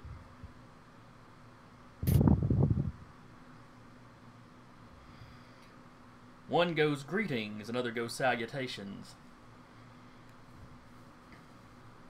The other one goes, hey. Third one goes, what's that? the other go. What would the other go? I stumped the DM. Hola. Hey, girl. No, something like that. Just finger guns. Yeah. Though all of you are having to kind of shield your eyes from them. In addition to light, there's a lot of heat coming off of them. Not dangerous levels of heat, but you know. I put on sunglasses. Cat's fine. She's got the mask on. Yeah, just opaque. Just like a little pinpoint. Yeah. Ooh, I put on my welder's helmet. The third one basically goes, new mortals. Well, Cat kind of just gives a bit of a, like, bow. They start moving around, kind of circling around you. It's like they're just wandering around, kind of. You almost get the impression that they're wandering around looking at you, but yeah, they don't have faces or anything. Adrian's Feel trying to their get a read invisible on them, eyes. too. And I wander around them while looking at them too. Again, speaking in unison, one of them is looking at Danru. Ooh, Kish. Another one looks at Adrian. Human modified. Classified as Promethean. Noted. Another, let's see. The other one would probably look at, well, like I said, they pass around all of you. Looks at Francis and identifies him as... It's something with an EM, isn't it? Ice cream sandwich. Malachi? Malachi, thank you. I think that's what it was anyway. And then they begin wandering around your ship.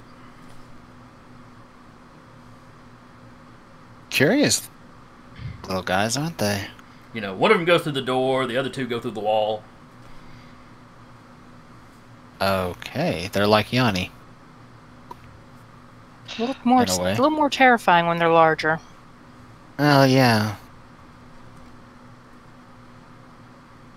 Adrian will actually get up and he'll follow one of them. Cat is gonna stay where she was when they entered the ship, just because she figures they'll probably come back.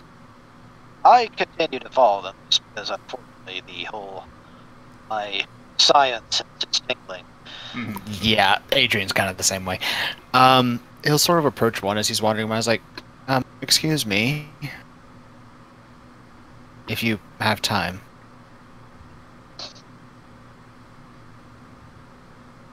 Time. Irrelevant concept. To you, yes. To mortals like us, very relevant.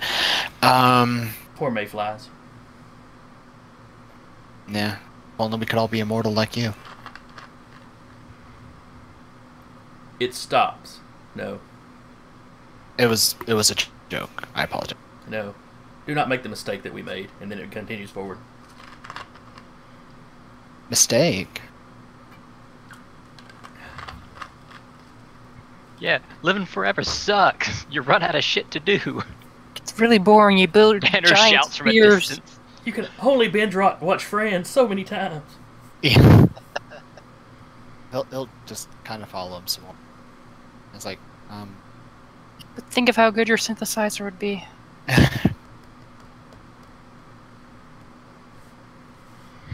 All right, Patrick, you were following one. What do you do with yours? I question. I basically give like physics questions. How does the sanctuary function? I also start asking questions about their nature, because I've encountered energy beings before. Let's leave it at that. And I'd be curious about him, or because I noticed you speak in unison. Is there a form of connection between all three of you? All Jñānīālō are connected. All share of their wisdom and their foolishness. And it is poking around in your lab, or in your little workstation. That's Adrian's. Whatever.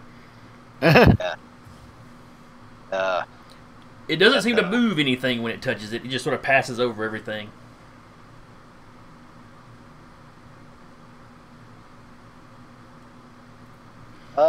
Change the map, or... Yeah, it's not real important where they're at. But Okay. Yeah, I'm in the medical lab. That's the doctor's office, and then one next to that, that's kind of my lab. okay, area. then yeah, it would be in the medical thing then.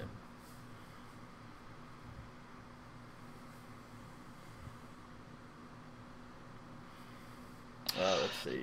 There were 3 of them that wandered off. Did somebody follow the third one? I guess I'll follow the third one.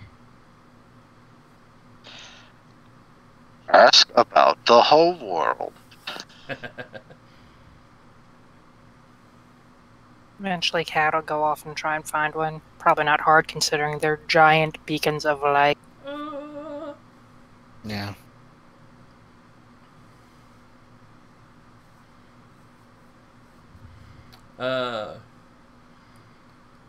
As you're leaving the cockpit, leaving that area, walking past the prison cell / Jim's room.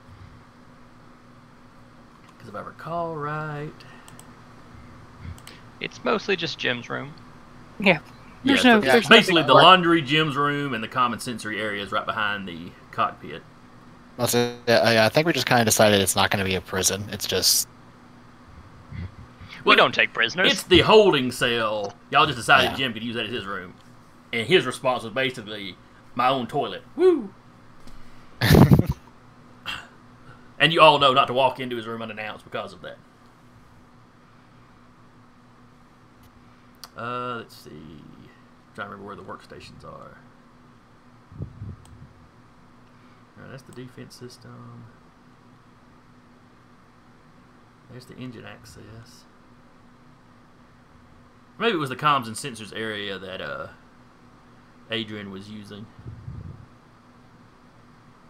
Adrian's there's- kind of Never mind, I see Yeah. medical and workshop. I see him now. yeah. But Adrian's official area is basically the workshop. Yeah.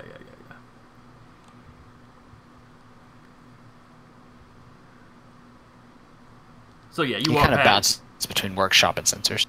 You get as back into needed. the Cat gets back into the kind of center part of the ship where the medical bay and the workshop are, and you see light pouring out of the doors of both the medical bay and the workshop. You hear Hull talking from inside medical. That's Adrian's probably in the workshop. With the other one. He's gonna go look for the third one.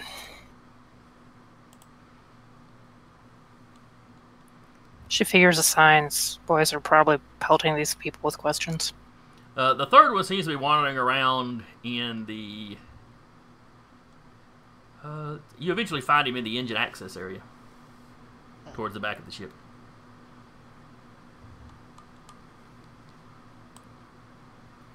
She'll ask them, we've been recently pursued and encountered Primordium. What do you recommend we do? When you mention the Primoran,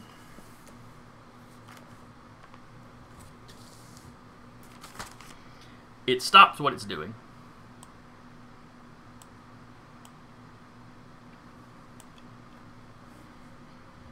And suddenly all three of them are in the room with you. Ah, fuck. Go. Hull Go. and Adrian, the ones you were talking to, suddenly just vanish. But I'm Okay. sure they're easy to find. Oh yeah, without any... Well, the engine access, though, is at the back of the ship, so the light isn't actually visible from where y'all would be. It's not a huge ship. It's not going to take you very long. Yeah. So you asked your question. Kat asked her question. They all appear in front of her. You feel like fingers are raking through your mind. That sounds pleasant. That sounds more painful than it is. Imagine you're sitting there and somebody's running their fingers through your hair. It's kind of like that, but you're pretty sure they're fiddling through your mind. Right. No touchy. Bad touch. He just kind of stands there like, if I move, these three giant galactic beings of infinite power might kill me.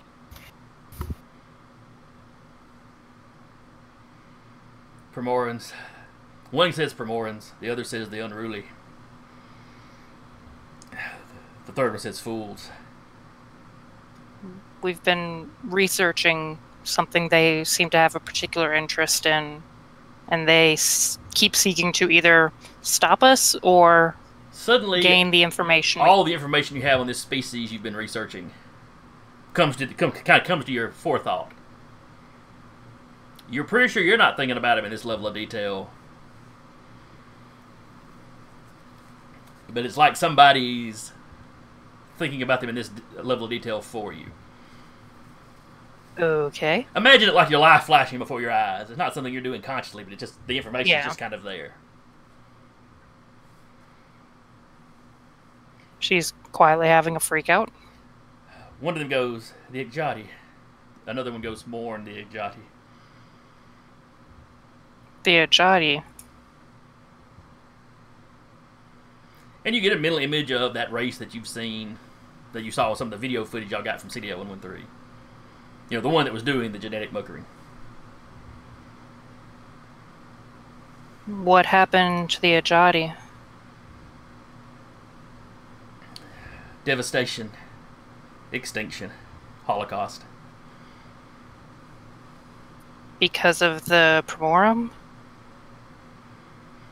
One goes because of the Primorum. The other goes because of us. And the third one goes because of conflict. I'm starting to suspect that the guys we're dealing with are actually the same species, just a different faction. Or they used to be the same, And they split off. and they kind of, yeah. They at some point kind of separated. As they're going through, well, Cat's experience, I can't ask a question. You two that are, anybody that's looking for where they've gotten to, give me a search is still a thing, right? Or is it just that would be perception? at, Considering it's three giant glowing beings of light, I mean... there's investigation. Okay, roll me investigations right quick. Hey, I'm just gonna go ahead and call on the comms. Hey, where'd they go? If Kat's still able to, she'd just be like, use her comm in her helm and be like, they're with me in engineering. Okay, y'all all hear that over the comm. They're in engineering, so. Tool use. We are clever, clever monkeys. Yeah. Alright. So yeah, you get... They So, just- so any of you that want to can get back to engineering at the engine access. It's a little crowded in there, but if you're willing to stand inside one of the Jñānīālō, it's not really a problem because they don't take up physical space exactly. Hmm. They would be. It I would be like awfully something toasty like though. that. Everyone just get really close, group hugs. So yeah, you climb up the access to the engine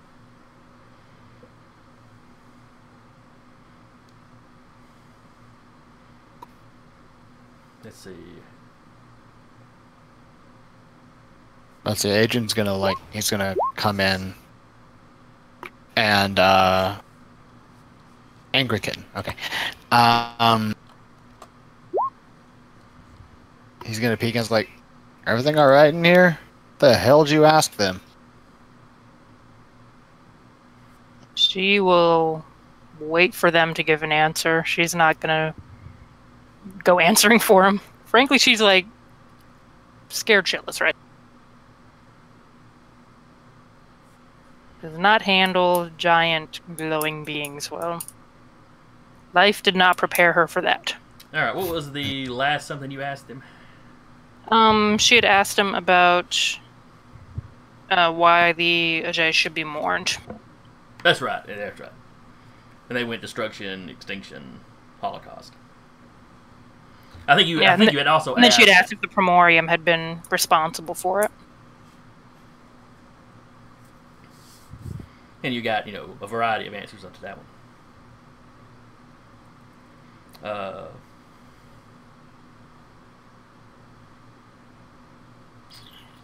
She'd be like, you basically know what I know about them now, correct? You've been all up in here. We know what you know. Your knowledge is What ours. do you suggest we do?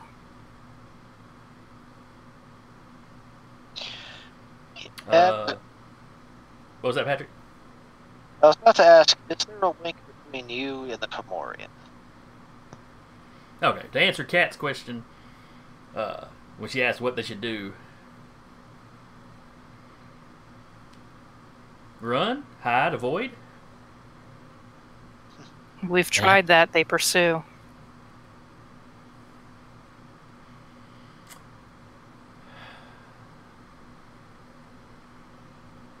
As one, they say our condolences. And then what were you asking? What was Hole asking, Patrick? I ask, connection between you and the Primorium. As in this case, their species.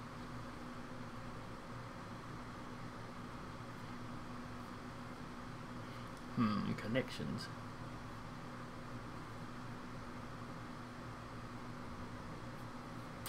One of them goes no. Another goes foulness. And the third...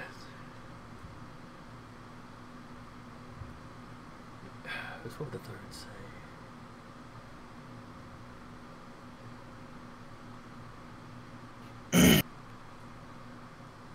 The third says they differ from us. How so? Addressing the third. One goes, we are outside of this world. The second goes, they are inside of this world. The third goes, they are seekers of pleasure. That would explain things. They lost their physical bodies like they did. They still want physical sensations. And I actually say that out loud in question.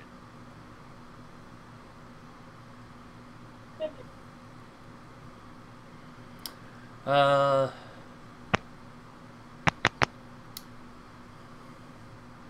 right, you said, what exactly was it you said, Patrick? You broke up a little bit at the end. Yeah. They no longer have physical form, but still seek physical sensation.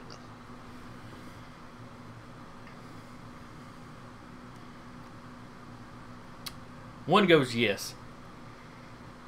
Another goes, they seek what they can no longer have. The third goes, they're hedonists.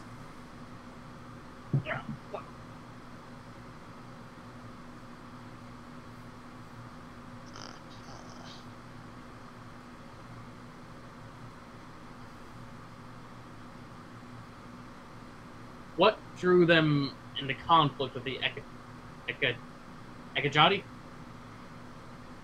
The Jñānīālō are the ones that we're talking about being in conflict Ah, with the Primoran. Let's say before we do this, Agent's going to suggest they all move to a more open area. Probably the So cargo bay. So we're not all crammed into the engine. If you all move out, they follow. Okay.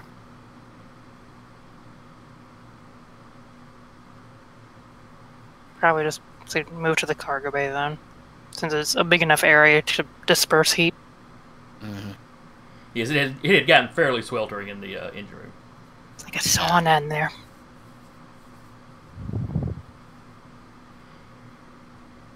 Hmm.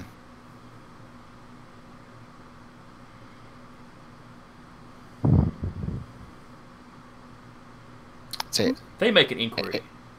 Why? Why do you study the Ekajati? Curiosity. And the next one goes, poor Ekajati. Third one goes, lamentations for the Ekajati. originally we didn't. The Primorans attacked someone who was carrying an artifact of the Ekajati for our current benefactor. We consider them a ancient race that we seek to understand.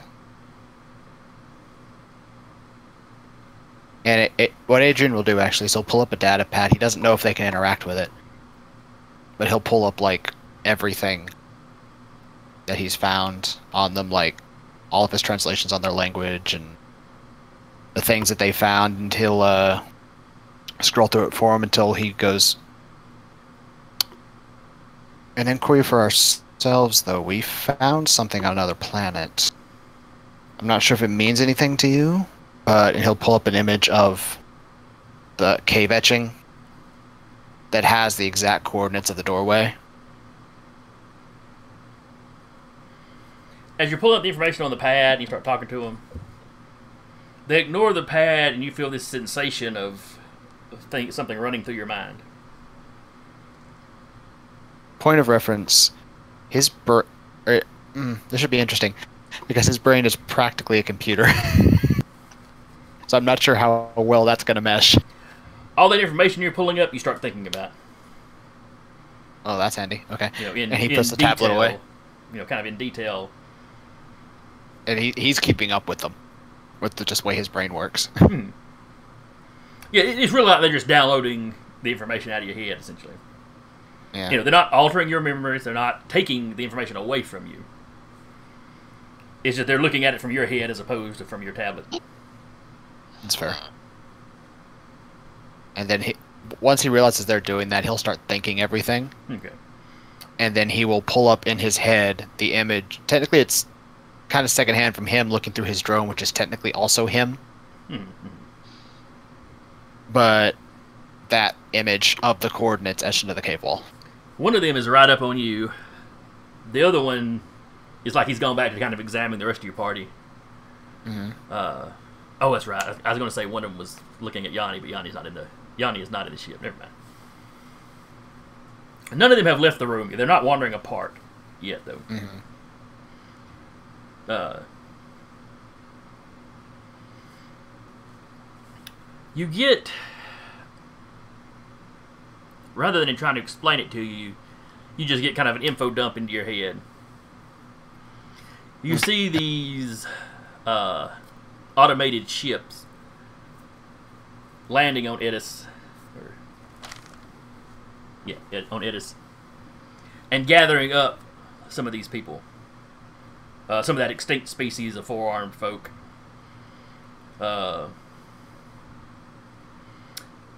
They were clearly very primitive, but they had some stone carving. They were more advanced than the currently living species. You can tell that at a glance.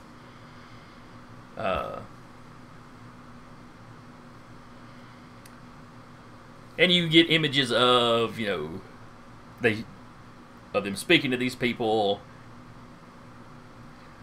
The coordinates and a lot of little bit of coherent writing that you got out of the carvings. You see where they, a lot of that stuff was shown to the locals or shown to the people. They did not gather everybody. Some stayed behind. Mm.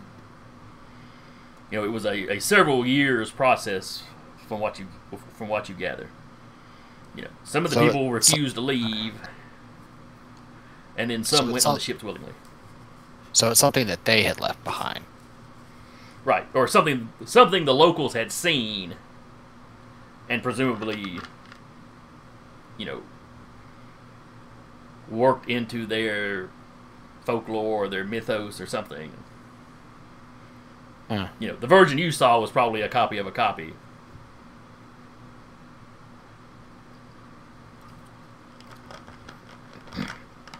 It's like the species was trying to remember this information. Okay. But, you know, it would be like you handing someone that doesn't read English an English book to transcribe. And then a generation or two later, somebody else takes that transcription and transcribes it themselves, still not being able to read the language. Which is why the version you had was so jumbled. I'm just imagining that scene from Star Trek Into Darkness, where like the Enterprise lifts off, and those people like draw the Enterprise in the dirt and start worshiping it, kind of a thing. That's not a real bad description. Okay. Though they don't give you any information on those people once they left the planet. Right. You know, they saved a sizable population. Mm-hmm. You know, plenty of genetic diversity, and from several different areas. Right. Let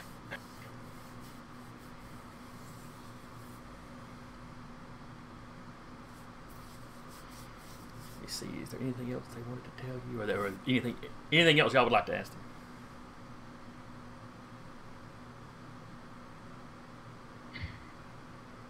May we return to seek your knowledge or wisdom in the future?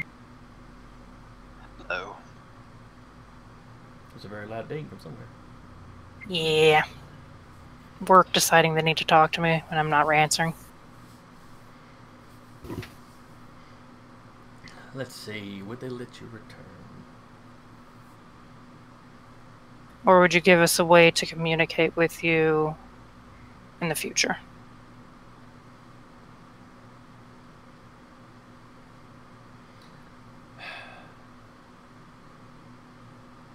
Let's see. One goes, you may return. Another goes, but only you. Still, everybody in the ship is hearing this, so.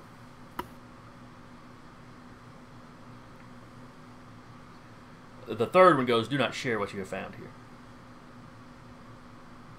When you say what we have found, do you mean your location or the information that you have imparted to us? The entryway. It must be Understood. One goes, it must be kept secret. The other one goes, it must be kept safe. Understood.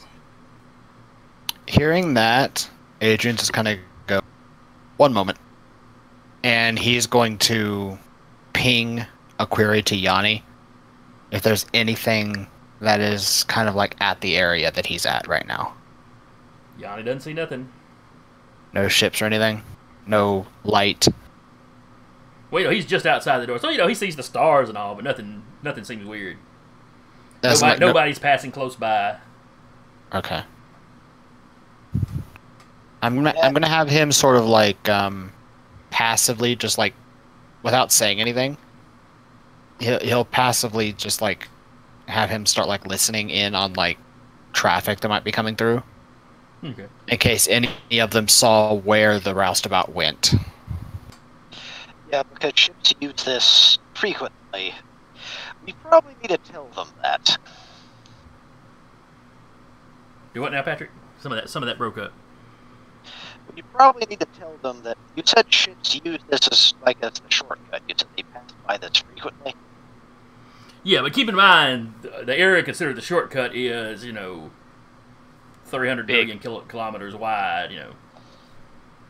We're like threading a needle here. Yeah, They've been studying it for hundreds of years and ain't come and across have not it yet. stumbled across it accidentally. Yeah.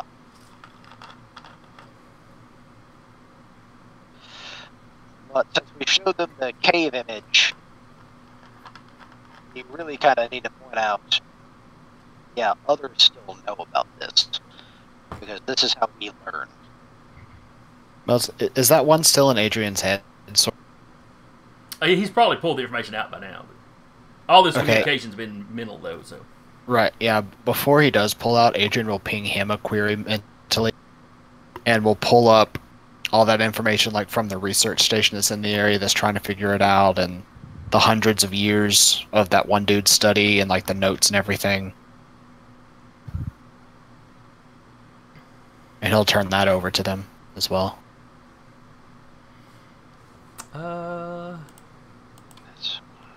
Basically, he's going to ask us, like, would this be a threat to you?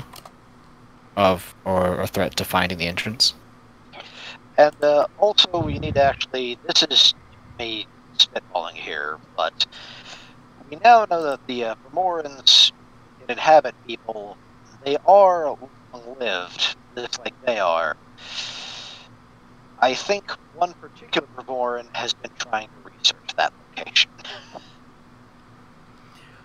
When you show him the image, when you think about the researcher that you dealt with last time, Mm-hmm.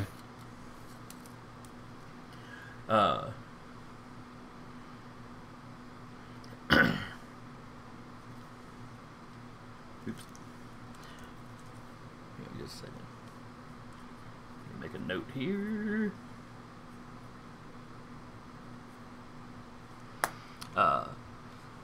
One of them goes Vermoran. Another one goes Farid. Farid? The third one goes Destroyer. Okay. Nice to know I Yes, sir. screwed with the Destroyer's day. Those are not fun descriptors. You said Farid? That was what the second one said? The second one said Farid. And that would also explain his unhealthy obsession with questioning us about why we were here. One thing to note is, with the telepathic communication, you get the meaning, you're getting the meanings of any word they use. Uh-huh. Farid did not come with a meaning particularly, other than you knew it meant that guy. What was a more precise description of Farad? If we don't understand what you mean. We don't have context. He is Farid, your cat. Yeah, Farid is Oh, his name. name. Yeah. Okay. So we now have a name to go with the Vermoran. Or the...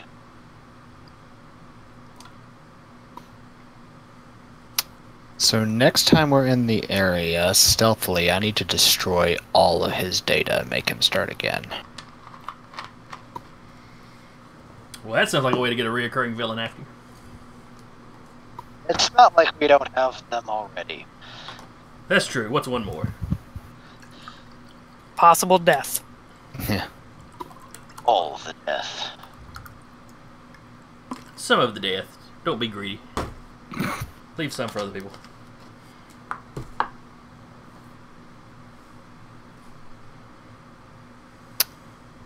Is there any information you would wish us to bring you back, or do you have access to the other side of that doorway? We come and we go. Well, one says we come and we go. The other says the entrance is not for us. The third one goes, we are everywhere. What do you mean by everywhere? Excuse me, we're not everywhere, we are anywhere. What do you mean by anywhere?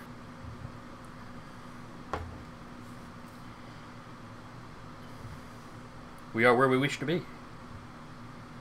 So, I ask in that case, if we needed to contact you, would you appear in our ship? If we were close enough to hear you. One goes, if we're not busy. Another one goes, if we wanted to. Have we encountered any of your kind before, Nope. unawarely? We've got a raid. Hey! Hello, everybody from Curious Curious Craft. Crafts. Glad to see y'all. They raid Is it- us yet again. Why do I get the feeling this conversation would be really interesting if I was playing a Bellari? If anyone was playing up alarm, that'd be very interesting. Yeah. Because they are beings of pure energy that just exist in suits.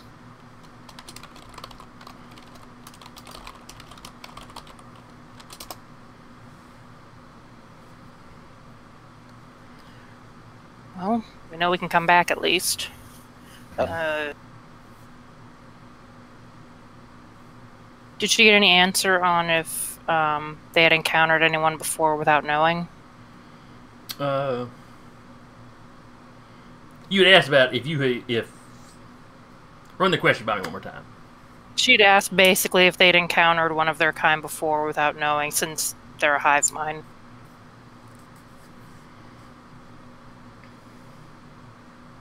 Well, no, they wouldn't. Never mind. They would have known because they can't inhabit bodies like the.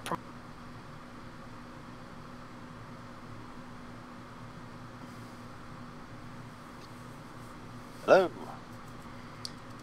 Let's see. I can hear you. Okay. Everybody get out there for a second. Yeah, we need to, at some point we need to figure out your connection there, Patrick. Yeah. But anyway, were you asking something or just making sure you were heard? Yeah, because it just like the whole line went silent for me for a second. You completely broke up. What was that again? I said the whole line went silent for me for a second. Oh, okay. I thought you were asking something. So we were, Okay, we so were breaking up on his end too. Okay. So, fun note that I just realized about Proteans. Yanni is technically of the same race as these guys. How's that? I was looking at the Bellari as a race of energy beings are Proteans. And that's what Yanni is a Protean. That's just in physical form. That's probably more of the type of race. Yeah, it's interesting. You know, goblins and hobgoblins are two separate races, but they're still goblinoids kind of thing. Yeah. Or like, all the players are humanoid, to use the game Yeah. mechanic. I just thought it was interesting. I was like, I wonder. So while I've been thinking of Yanni as a drone, or something you physically built, it's an energy being that you just kind of called into existence. Yeah. That is capable of going solid. Adrian will... First he's going to ask... How easy is it for us to leave here? You're asking the Jñānīālō? Yeah. Or like if they have to show us the way, or if we can find the way back on our own. One goes, how easy was it for you to arrive? The other goes, simplicity. The third goes, don't get lost. We essentially have the coordinates of the pinhole. I mean, Well, you We know should how be far able to you get travel back to out. get where you're at, so you could turn around and try to make your way straight back. And you could have Yanni come back through the entrance to, you know, actually let you pinpoint where it's at. Yeah. I'm gonna get off the mic for a second.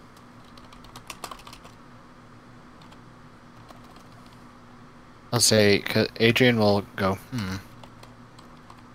How far away from your sanctuary do you travel in here?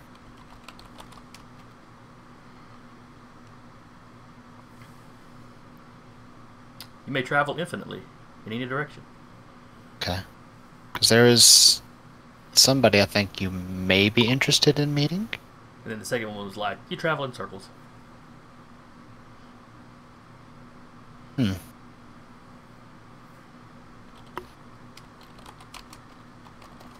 Yeah, because they just say, because I think there's someone that you might be interested in meeting. He's currently acting as a our way back, though.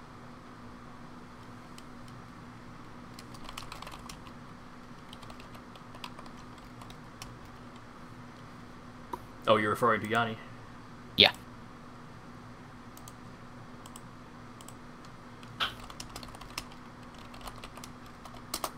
They probably would have known about Yanni at least with the scanning his brain, since Yanni was used to obtain some of the information. Most likely. Mm.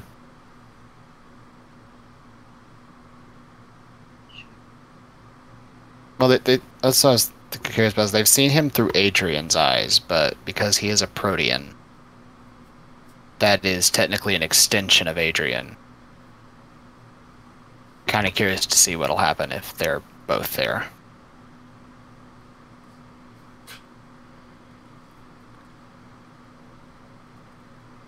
I don't think they have any steely knives, man.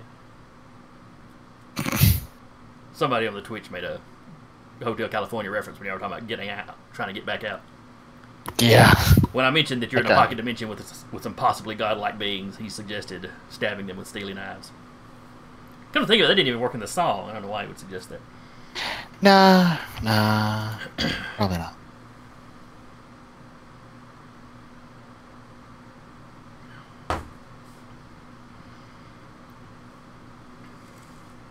One of them makes a query of you. Why do Me you or just the party? the party? Like I said, the entire conversation has been open to everybody, even though it's still a Right. party. Why do you search for the Ekajati? Another one goes, let the dead lie. The third goes, do not expose our shame. Your shame. How do you mean? They just asked, don't expose it.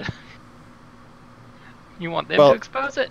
They also asked for us not to share anything. So as long as it doesn't go past us, it doesn't get exposed, now would it? Well, they'd already mentioned when you'd asked them what happened to the Ekajati. They mentioned that to Kat.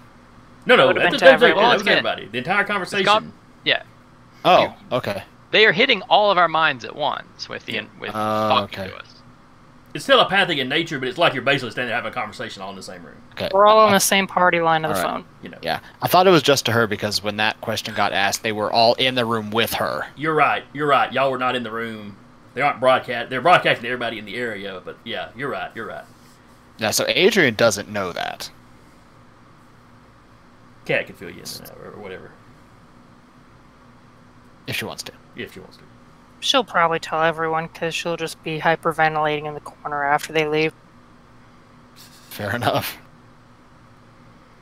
So yes, so Cat lets you know that when she asked what happened to the Ekajati,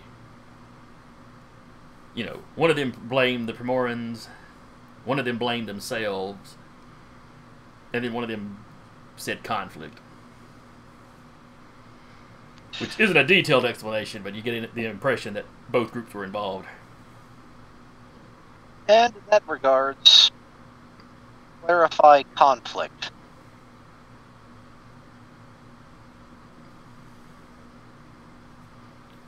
A differing of one goes a differing of opinions. Another goes Smart ass aliens. Another goes violence. And a third goes interference. Define Interference with what? interference in this context. As we all go, interference! All slam C. Yeah.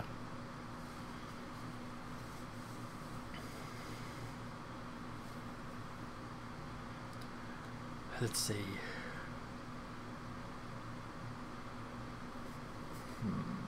Define interference. The Primoran interfered with our intentions.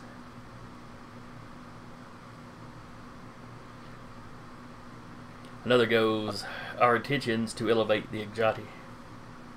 The third goes, we were fools.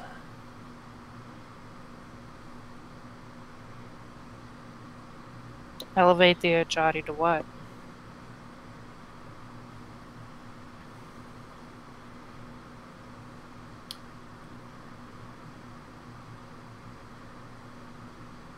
One goes godhood, another goes immortality. Another goes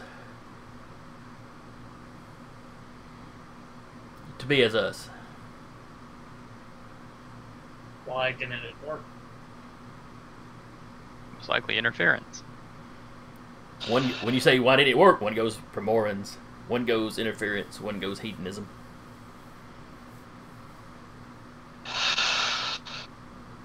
And I actually have to ask this. Are the Primorans the Ekajati?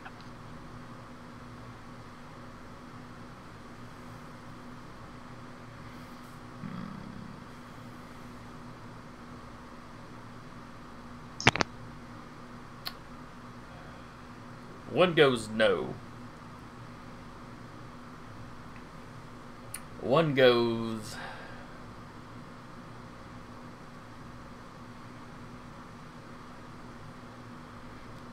See, one goes no.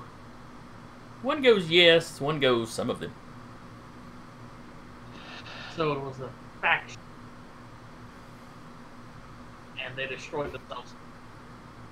I think they did elevate them, but the Ekajati didn't like what they became. Or elevated some of them, and some of them were hedonistic monsters.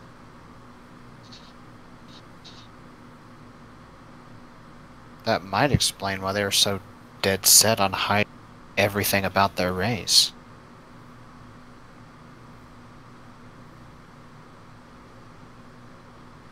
Because literally any time we find something about the Ekajati, these Primorans just pop up. Suddenly, crap.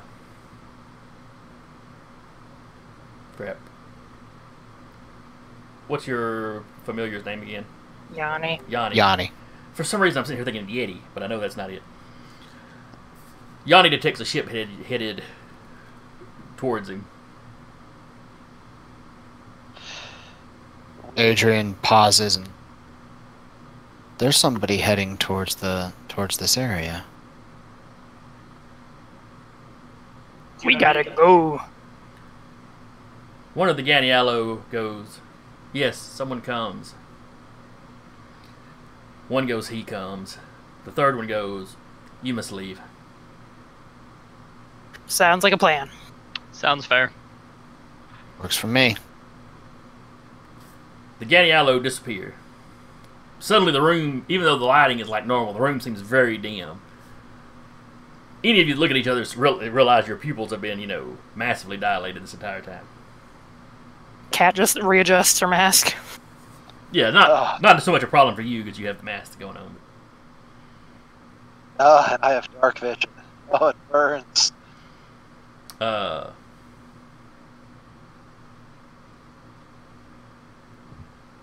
Did Yanni say how far out the ship was? Do we have time to get out unseen?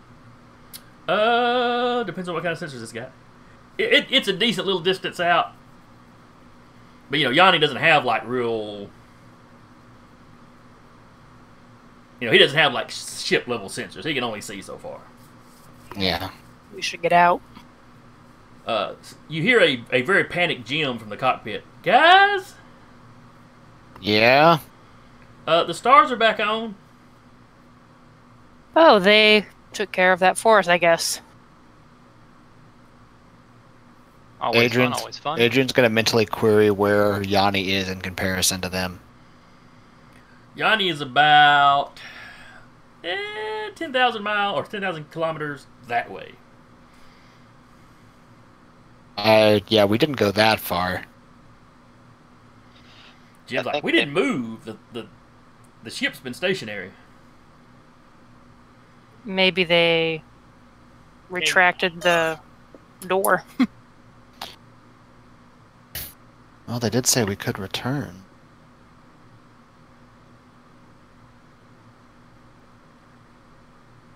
If we need to return, I'm sure we can figure out a way, but we need to look casual.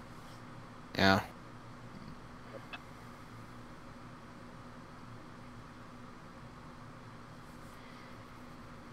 Jim's like, what do y'all guys want me to do? Leave quickly. No, because then we look really suspicious if we just bolt.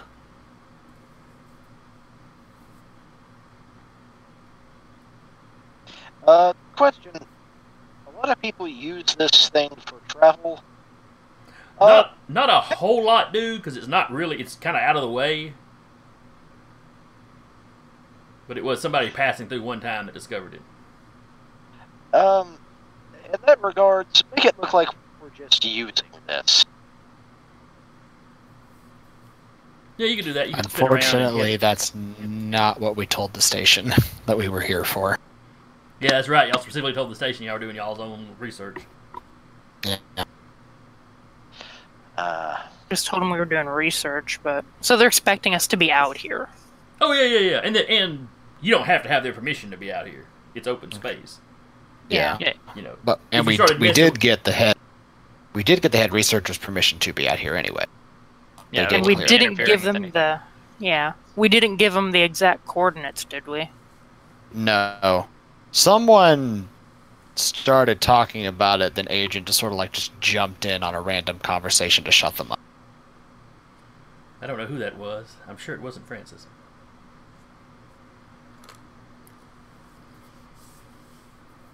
We should. I mean, we can just kind of. Agent will go to the console. He'll just start running like some basic passive scans to look like they're starting to get like a baseline settings, stuff like that. You know, control scans, sort of, to make a control group, and then various other things. Make it look like we're doing work. Somebody walk around with a clipboard. Look busy. I mean, Adrian's got data pads galore. He's also wiped that one data pad of all of that data that he took from that guy, so the only copy's in his head again. And now he's using it to, like, to scroll through the basic scans. And using his Cybermancer powers, he can do that and erase all evidence from the system successfully. Okay. I heard that dice roll. The dice roll had nothing to do with you erasing your information. Or anything to do with your I'm making information, sure period, I it's- assure you. I'm making sure He's it's not. rolling the dice to make us nervous. No, What that a is deem's that is just a side benefit. Yeah. On the cockpit, just basically like, what Agent's... guys, we're being hailed. I'm not surprised. I mean, I suppose we'll answer it. Yeah. It is a, what was the name of the station? Tonka? I believe it was Tonka Station. It's one of their security. It is ships. now. Okay. Well, I've got it written down, but I've got it written down very sloppily, so. Mm-hmm. They're asking for the Roustabout, specifically.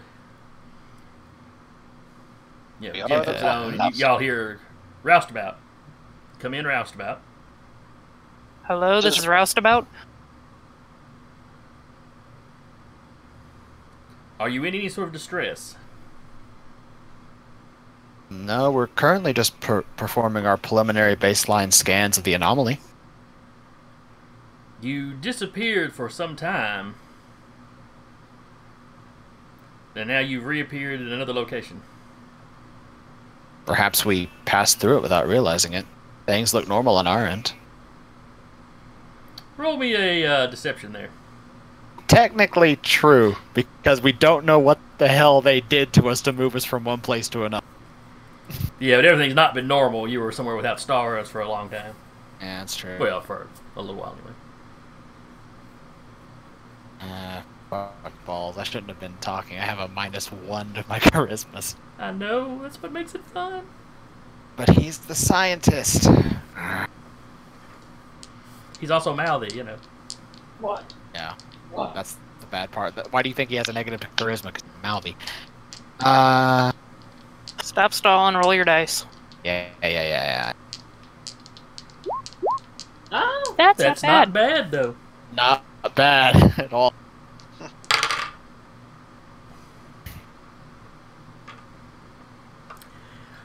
He doesn't sound super convinced. Well, somebody on the station was scanning the area you were in, and he gives the rough coordinates of where y'all were. Not these super precise ones that you had, but kind of the general area you were in. Ah. And they reported that you vanished. Do you mind telling us who? I mean, I'd like to thank them for being so concerned. Well, maybe there's something. Their scanners are defective. Yeah, have they calibrated the scanners recently? Also that. He tells you, I don't know about that. I just have the report I was given. Well, you're just doing your job. I understand. Yeah. I mean, you are speaking to, The mall cop. Captain Roberts. Yeah. Ooh, a captain. Well, captain of this particular patrol ship. Yeah. It is a ship, probably a little bit smaller than the Roustabout. A space Segway. Not quite that A bad. space Segway. That's hilarious. I'm just imagining like just along in space. Yeah.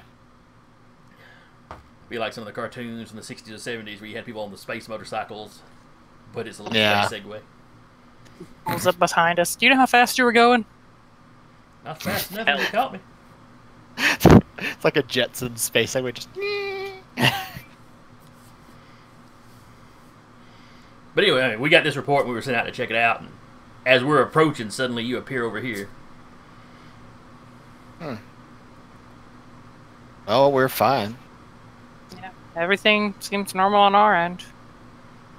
Alrighty. You mind if we do just a quick scan of your ship? We don't see why not. And, they do a quick scan. Oh, yeah, it doesn't seem to be any damage, no weird readings. Okay. He goes, I'll make my report back and we'll tell whoever it was that was, picking you, that thought they picked up something weird to, check their equipment. Can you just forward us a copy of the report, too? I mean... Oh, certainly. He gets whatever one of your communists. Because this is another moment of what seems to be weirdness with a shortcut. Yeah. But not the normal kind of weirdness, though. It's like, a weirder weirdness. It's that hot new weirdness. Yeah. I say, Adrian he'll take a look at the report. Is it the same guy that filed it? It was the report he had. The report he has currently. It's somebody from that research group. Yes. He does not have the specific man that made the call's name, just that it came from the research group. Okay. Betcha a nickel. That's a sucker bet, and you know it. It's also a nickel. But we don't You use know how nickels much anymore. a nickel is worth in the future? Betcha a space nickel. Okay, now those are Space worthless. nickel. A real nickel, though? Oh, boy. From the home world. All right, so what are y'all going to do out here in space now? You never did ask him about the home world. You realize that, don't you? The one thing we should have asked him. That's true. We didn't. I'm one of the few cash that I'm looking for the home world. I ain't looking that hard. If I happen to stumble upon it, Like, I'm kind of doing my own jams out here, but if I find it, I am taking credit. I'll say, what Adrian is going to do is he's going to have Jim, keep us out here for, a good, half the quote-unquote day. Just so we look like we've been doing research and it was just a random blip that happened. Okay. Just so we don't, blow the cover that we're here doing some, preliminary research. Not a problem. So guys, is anyone else a little freaked out by that, or is it just me? No, I'm very freaked out about that. I got freaked out the first time I noticed we had energy beings crawling out of corpses that seemed to take a very distinct liking to us. This is just adding on to the weirdness at this point. So eventually, much later in the day, getting towards, what will be night on the station. Mm-hmm. Because most stations try to keep a reasonable day and night cycle. Yeah. You arrive back at the day-night cycle on the Wally ship now. So you arrive back on the station. You haven't landed very long with some security personnel come up to the ship. I mean, they're not like, strapped guns on their hips or nothing. Before we get back to the station, Kat would recommend that they make an excuse to get out of here. Like, oh, we've been called away on another mission. We'll probably come back to research at a later point. Yeah, like this was, and we're speaking the truth here. This is literally something we wanted to do on our free time. So pretty sure. You could theoretically say. Pretty sure you and Achille had agreed this was a good idea to come out here. Yeah, but she would want to. She would want to get us as far away from that really suspicious fucker. Yeah. Well, I mean, we have his name. The dude whose name we know that is also titled the Destroyer. Yep. When you met him, let's see, was he Professor Poma? Oh no, that was the guy that took him on the tour, wasn't it? I don't think y'all ever got the weird guy's name. No. Well, no. Technically, we just know yes. his, We got it from the never- energy beings. Yeah, we know his proper name. Yeah, Well, you don't no, know what he was going by on the station, though. No, we do. You never told us, but I did have access to all of his data. Yeah, I'm just looking to see if I actually had something. So it'd probably be in there somewhere. I just don't think you as the DM ever told us what it was. Bob Johnson. Professor. Not Cave Johnson? Please, somebody get that Steve reference. I got it. Thank you. Cave Johnson stays away from us. Jerry's Dave Dave Johnson has standards. It's old Greg. Oh, Tell them What we're going on a species was 5-year this mission guy? and cannot spare the time for suspicious energy being. Like, that would go over well. Let's see, the station commander was one of the tentacle-headed folks, I think. Yeah, station commander was Vidila Gandrick. She was a dentist. And then was this guy one of the blue ones? The ferret guy, I think you said he was just a standard human. Yeah, I Okay. think you said he was just a human.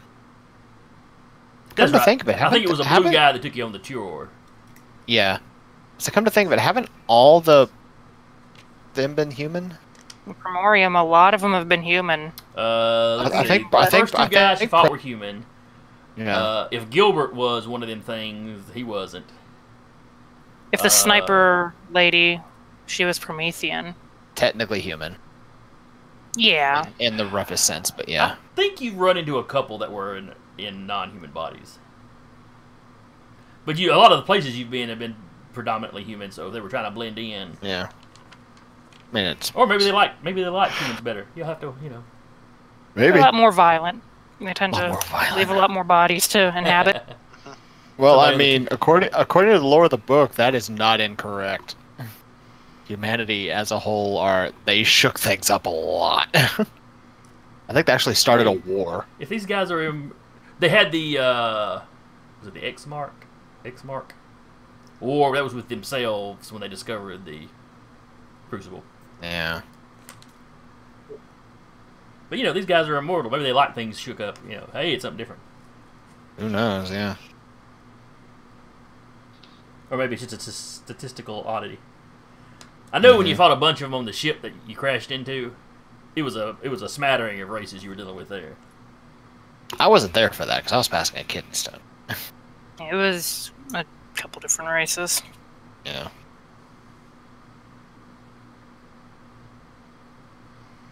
So yeah, we'll call this researcher Fred. Durst. Okay. I can roll with that. No, please no.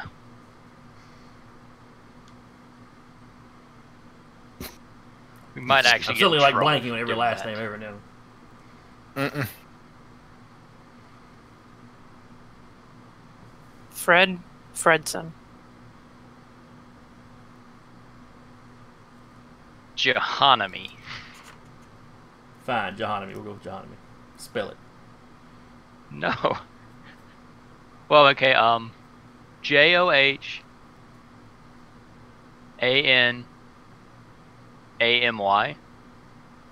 Hell, there's also a All right. So anyway, what, Patrick? exedum. That's literally like the Latin word for destruction.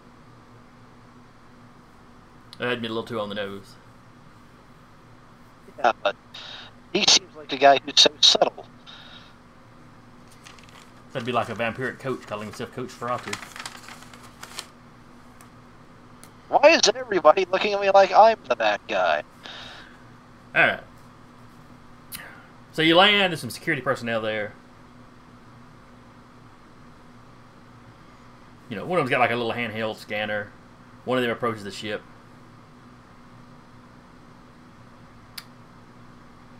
Excuse me, the station director, Director Ganrick, would like to speak to your party. We are a popular bunch. This an emergency they want to talk to us about, or? Well, there was an anomaly while you were out on your trip. We were made aware, yeah. All I know is it's something to do with that. She would very much like to speak with you.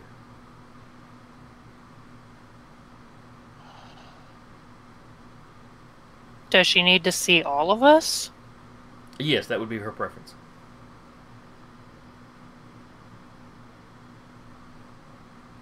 Well, I guess we don't really have a choice.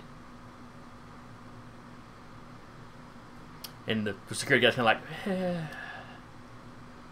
Could you give us 5 minutes? We need to finish compiling all of our notes from our preliminary scan.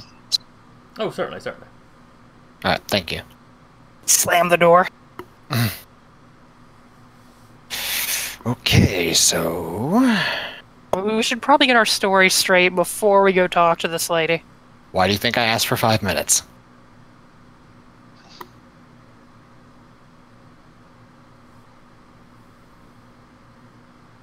We know we ain't telling them about the Stuff. about anything. We're not telling them anything that actually happened. Yeah. Yeah. Do we want to take just the baseline scans that we have? Kitty discovered gravity.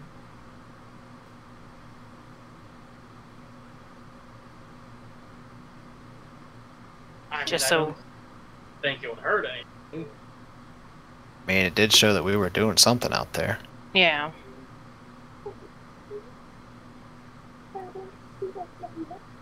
And that way, And he'll pull out a spare data pad that has nothing but that on it. That's it. Just those scans. After And they if were ejected.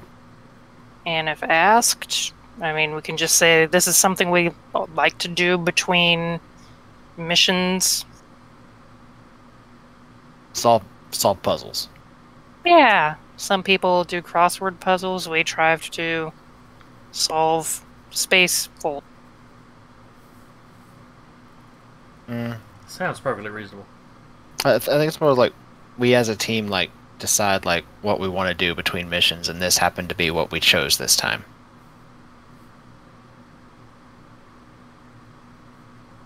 Which is true. Because we did Yeah. the mission for Achilles. He didn't specifically order us to check this out. It's something we chose to do on our own. So, not Did we tell lying. Achilles any of this? I'd say no. I mean, as much as he would love to have it, Yeah. before you knows. argue with me, these I'm not are... arguing. No, he's pointing at Dandrew. I would say Uh, we tell him we are not allowed to show him what we found. But then he Some- still knows that we know something. And someone like him, he will start digging, and that could make it worse. Because he would have those coordinates too then. Well, you already given him the images that you gathered on that planet. Mm-hmm. So He already those has coordinates. the location. Yeah. If we just come back and say, nothing happened, Yeah. I think Jim will probably betray us at that point. Adrian looks at Jim. Oh, He's your boss. I understand if you have to. We're just saying, Jim. Giant beings of light pretty much said, "Don't rat us out." I kind of took that to mean they just don't want the general populace to know. Giant be, you know your boss. Look, they didn't react violently when we wandered in. But they also told us don't tell anyone. So if someone other than any of us comes in, we have no guarantee of their safety. Or our safety afterwards. Or ours, yeah. Yeah, that's fair. Because It's really the important part here. I don't want to get killed by giant heat space monster guys. Yeah. that can show up wherever they want to at Who say, whatever we time can they travel wish to be. infinite distances.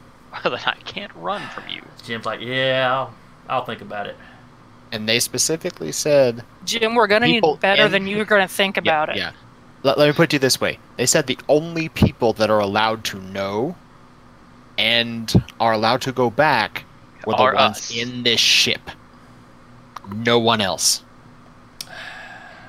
I mean, maybe if we see him again, we can Really? ask for Achille, but do you want to get Yeah, Achille look. killed? After we deal with Yeah, this but I'm whole not issue, comfortable with lying either. I mean, it's either lying or he Potential dies or death. we die. Yeah. Or Alright, all of us alright. die. Because you know how curious your boss is. You know how much he digs. and look, after we deal with all this, if we are in a safe place after we deal with all this, by all means we'll get the permissions and we'll share the information properly. It is specifically in this case of there is a cult chasing us. Well, now we know it's not a cult; it's a race of beings.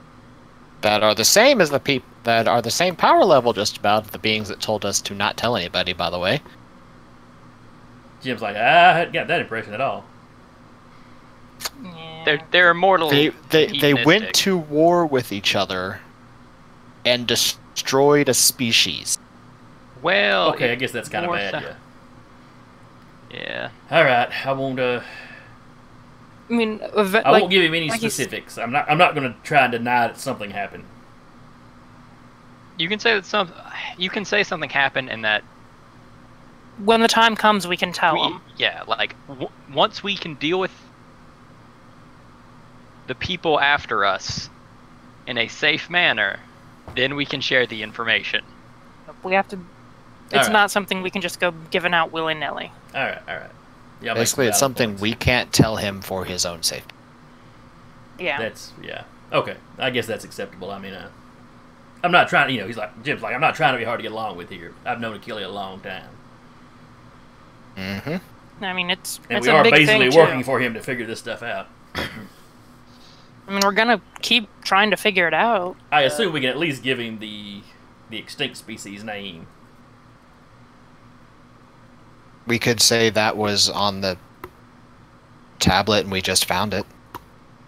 Fair enough. Yeah. Jim don't look Maybe. super happy, but you get the impression he's more or less on board at this point. Adrian's going to start looking through everything he has on this species to see if that name is somewhere in there. Can you do that after we talk to the mayor, dude? That's true. Yeah, but it'll be after. But it's what he's going to do before we go to Achille. Okay, so our story again. We were totally out there scanning everything all day. Here's our information. Here's our information. We're Totally doing this not on our time free time. altered. Totally not time altered to make it appear as though we were doing scans while we were also in a dark, spaceless space. We were having lunch at that point. I mean, figuring out our plan of attack. Yeah. All right. We were trying to decide how we were going to go about it. Which we were, yeah. We're glory seekers. We came out on our holiday real quick to see if we couldn't luck our way into fame, and it didn't work out. Oh well, back to work. Yeah, I mean, all of us, choose something to do between missions. It was the science nerd's turn, and we came out. Okay. Not false, because I really wanted to check this out. So anyway, you go out. You There's exit a grain the of ship. truth in all of this. You exit the ship. There's the 3 or 4 security personnel that were there. Yeah, Adrian will hold up like 2 dad pens and sorry, it took a little bit. It's quite alright. Please come this way. They take you to this, oversized golf cart kind of vehicle. You've seen them around Space the station station. SUV. You've seen them around the station. Yeah, Yanni is trailing around invisibly, following them, keeping an eye out, basically, see if anyone's trying to follow Watching them. So they take you to the director's office, which looks like a standalone building, just kind of built into one of the walls of the station. Had to look over at Adrian. Don't get too chatty. Are there any bullet holes in the building? No, not yet. Good.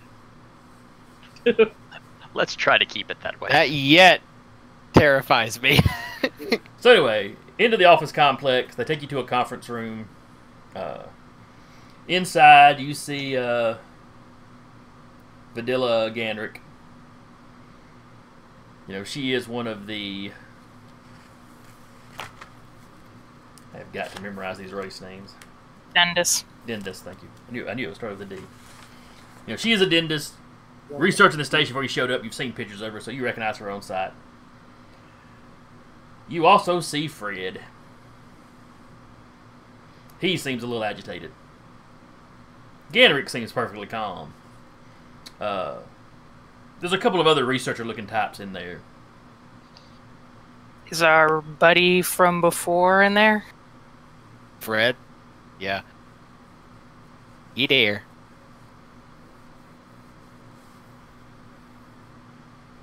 The director stands up. But thank you all for coming. Really appreciate you taking the time. I am sure the patrol vessel that spoke with you explained what we saw from the station. In broad terminology, yes. We'll say, and as Kat asked, Adrian just nods. He doesn't say a damn thing.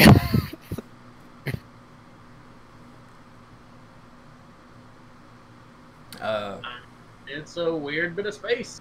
Things happen. We have not observed something quite like this before.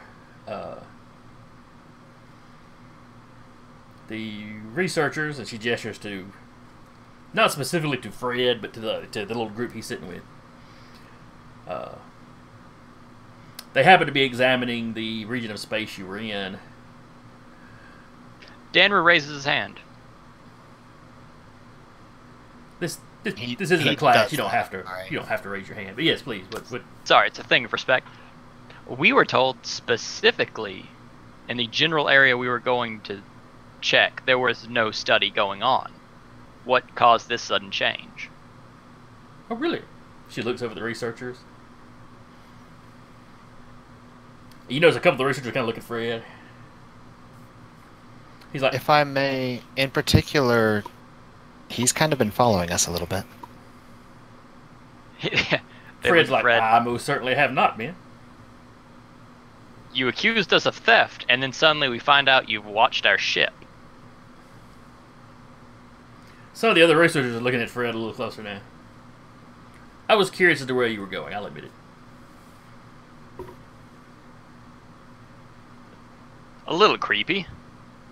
You had stolen my data pad, undoubtedly pulled the information off of it.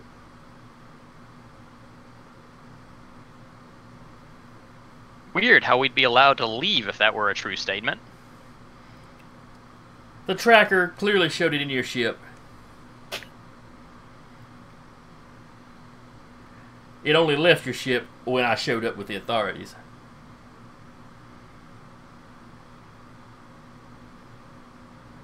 Be that as it may, what did you ask us here for? The director taps on some stuff.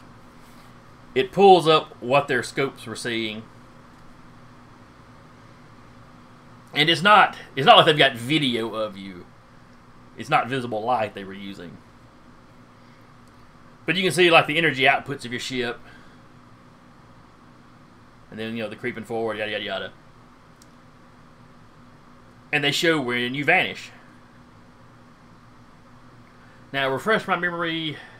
You had Yanni go in and out of the portal multiple times. But the ship just went through the one time, and that was it, right? Yeah. Okay. Yeah. And Yanni wouldn't have been so small, and stealth wouldn't have been detected. Right. Yanni, technically, unless he physically wills it into existence, Yanni is technically on another plane of existence. Yeah. It's It where it would probably operates. take somebody with Esper abilities. to have Pretty him- close by to to detect have, him. yeah, yeah, to have him Yeah. detecting him. Yeah, all, like they a see, all they see is slightly- your ship kind of fly out there, sit there for a little bit. You know, they may pick up, y'all did several sensor sweeps, so they may pick up some of that. And then you disappeared. As soon as you disappeared, Fred contacted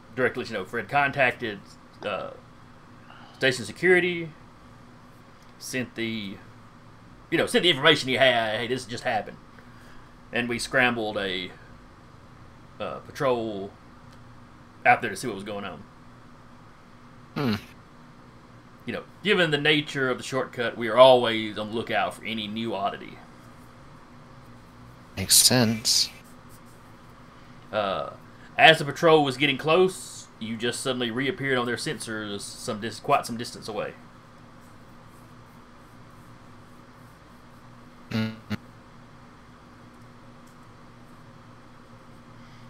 He'll just hold up the data pad and say, well, this is what we got when we were doing our scans. If you want to take a look. Oh yes, thank you. He'll Do you mind if slide I him copy over. this? Do you mind if I copy this information? Sure, go ahead. It's just our preliminary baseline work, just to give us some groundwork to operate from. And then we got called. Yeah, basically. She starts downloading that. And she's like, Fred and his team have they double checked their equipment to make sure it's working properly. It's a very precise instrument. They keep it calibrated.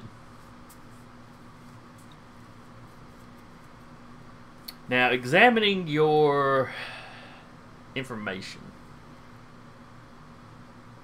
your ship would have record. Let's see, what did you do to the records on the ship as far as where y'all traveled from, right outside the station?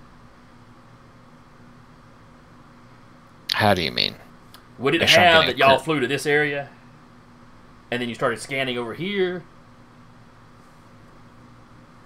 No. And we probably started scanning after.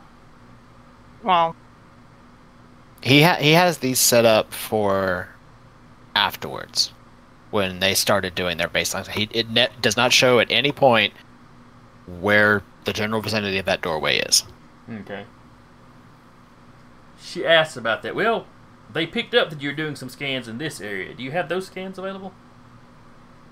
we weren't doing any scans, and I'm saying this to DM, not to the character. We I thought we y'all never had started the scans scanned- until we got out. Mm-mm. I thought you had scanned the doorways, that area in the doorway. No. So I'm looking for something. Once we got No, we didn't. inside, No, Yeah. we only used Yanni as a scanning tool. Yeah. Yeah. That's Yeah, right. Y'all y'all- inched forward and then he we- shot out. Okay. Yeah. And then once we got And in, we started yeah. doing some All right. stuff. Disregard the ship that didn't then. start. Yeah, the ship didn't start scanning until we were already inside. Okay. the doorway. Disregard that then. yeah, and then once we were ejected, we started scanning at that location. I thought you had done some scans, but okay. No, we already knew where we needed to go. We just kind of piloted that way, and then we sent Yanni ahead.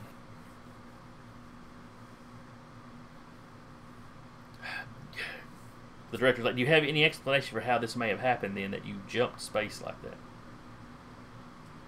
We Well, were.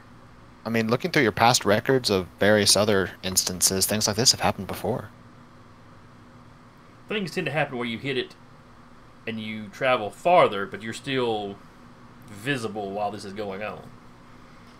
This, you were completely off any kind of scans for... Let's see, how long was that conversation with the computer, or with the... Probably sphere? about 4 hours. That's right, because you had a 3-hour... Yeah, so you were disappeared for, quite some time. Yeah. I mean, Your ship we- doesn't have any odd stealth capabilities, does it? It's a very standard ship. I mean, none of us are. That's what our It's a patrol modifi- scan showed. I'd say it's a modified gunship, but Oh yes, yes. Lots of people use those sorts of things as I cargo mean, it carriers. was something that was loaned to us. So whether or not there's stealth capabilities, I'm not sure. Jim speaks up at that point. Oh yeah, we don't have anything like that on the Roustabout. There you go. I mean, none of us are as trained as scientists on this as any number of you. It's mostly just academic curiosity and things to do between missions.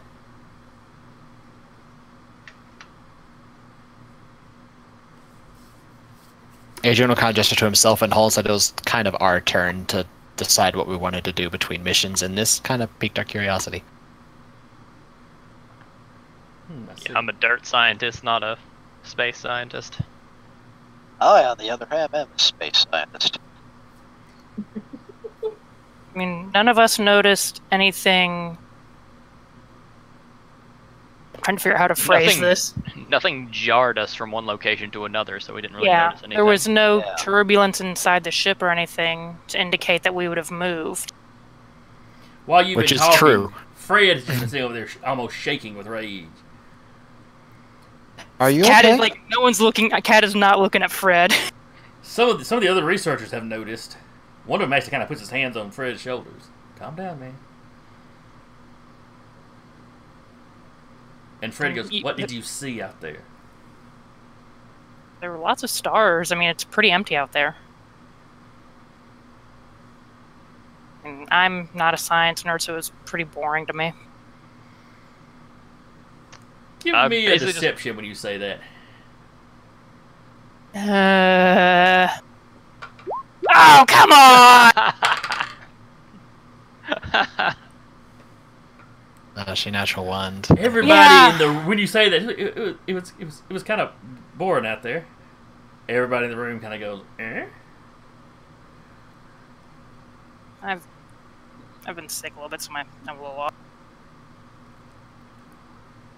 And then Fred slams his hands on the table. What did you see? We've got our scans right there. Yeah, so Adrian just sort of quietly points at the scans. Before you were over there, the 4 hours that you did not exist. The 4 hours that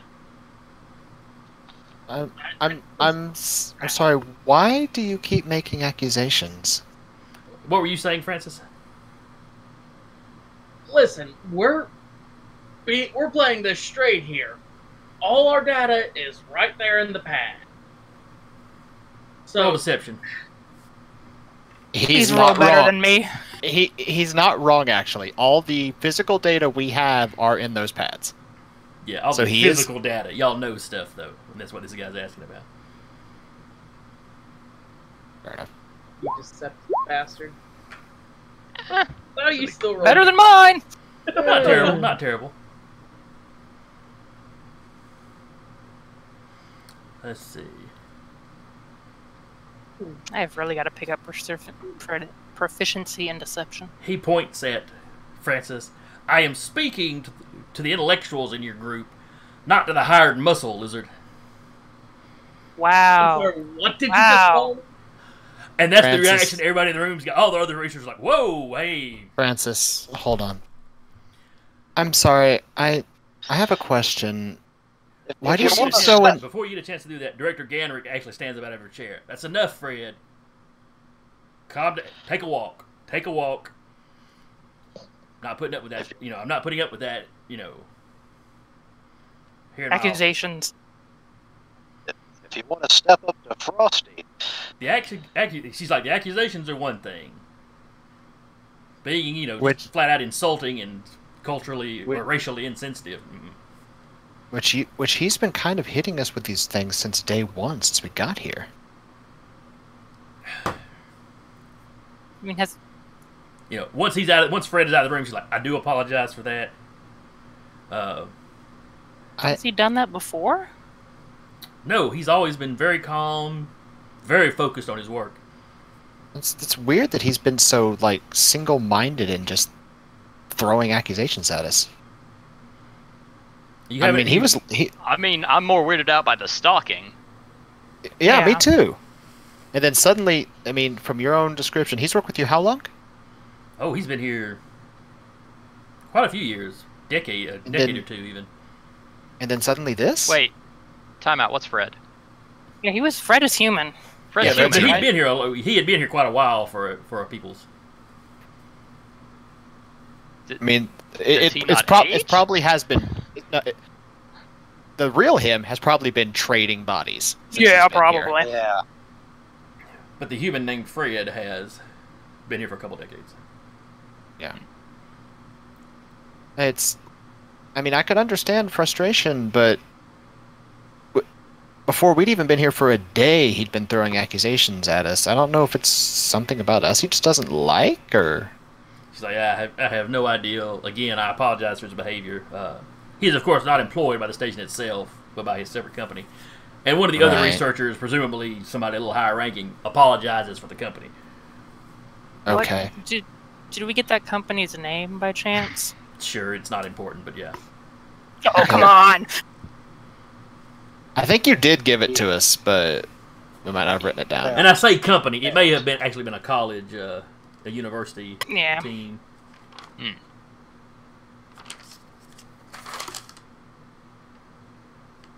Is one of the security people there? The people Yeah, that this had is- escorted us? They stayed outside, but they're still available. Not Okay. trying to break the flow, but just letting you guys know it's 9 o'clock. Oh, yeah. Yeah. I meant to be wrapping up soon.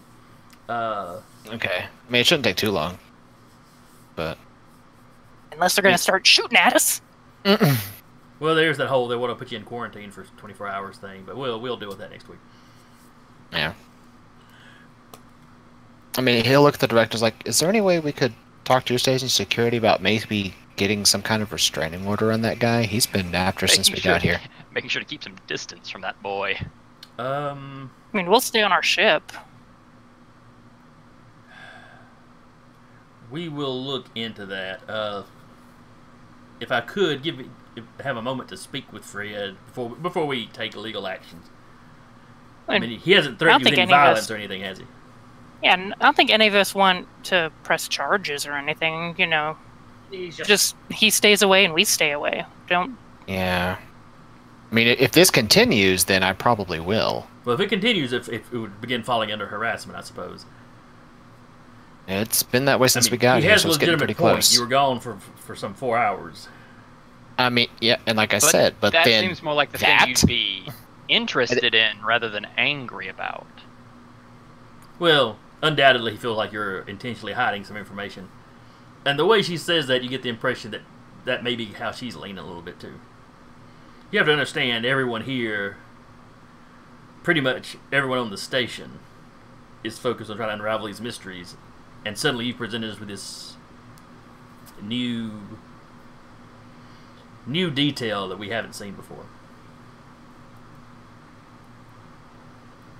I mean, we've told you what we've experienced as far as there's our scans, and there was no turbulence or anything when we apparently were gone for 4 hours. Given and I apologize for the inconvenience this is going to be, but given the oddity of this situation, I am going to have you quarantined, you and your ship quarantined for 24 hours. Okay. Thoroughly what is that scanned. quarantine? Thoroughly scanned and checked out.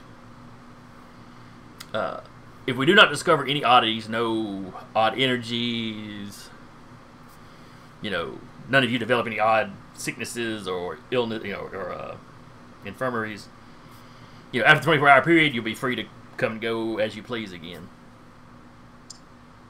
But something happened out there. We need to make absolutely certain that it's not anything that's going to be a danger to the station or anywhere else you go from here. Or to yourselves, for that matter. Do that. Commander. And where are we going to be quarantined at? On our ship? You can stay on your ship. You can stay on your ship, certainly. Okay. good, because I like my bed. Some of our people will need access to your ship. As long as they don't try to dive into my bed, I think we're good. No. They won't be there that late anyway. I mean, seems fair enough. Oh, thank you for your cooperation. Again, I'm very sorry for that researcher's outburst. It's I would like to request that whatever quarantine you do, considering everything that's been happening since we got here with him, that he's not involved. oh no, this will be handled completely by station security. Okay, good. And well, I I'm mean, okay with that. some of our own tech people and researchers, not just the security. But Yeah. it will be station employees, not someone hired by another company or one of the colleges. May we also request that he not have access to the data, any data they find? I mean, there's not going to be anything to find, but I have a feeling he's just going to be hounding us about anything. But yes, any personal information we should come across will be completely confidential. Thank you for your discretion. She shakes hands with you all, and we will wrap here for the evening. Okay. The next safe, quiet moment, Denver will look at Adrian and go, wipe everything. Store it all in your head. He already does. He already does. Ooh, I think we got some bits. Actually, absolutely nothing about everything that happened in there is anywhere in the ship systems. All of it is in his head. Yeah, you had specifically gone through and black hatted that stuff away, if I recall. Mm-hmm. He did. And He data ghosted and black hatted all of it. Hey Taylor, how do you pronounce the name of in the Twitch feed?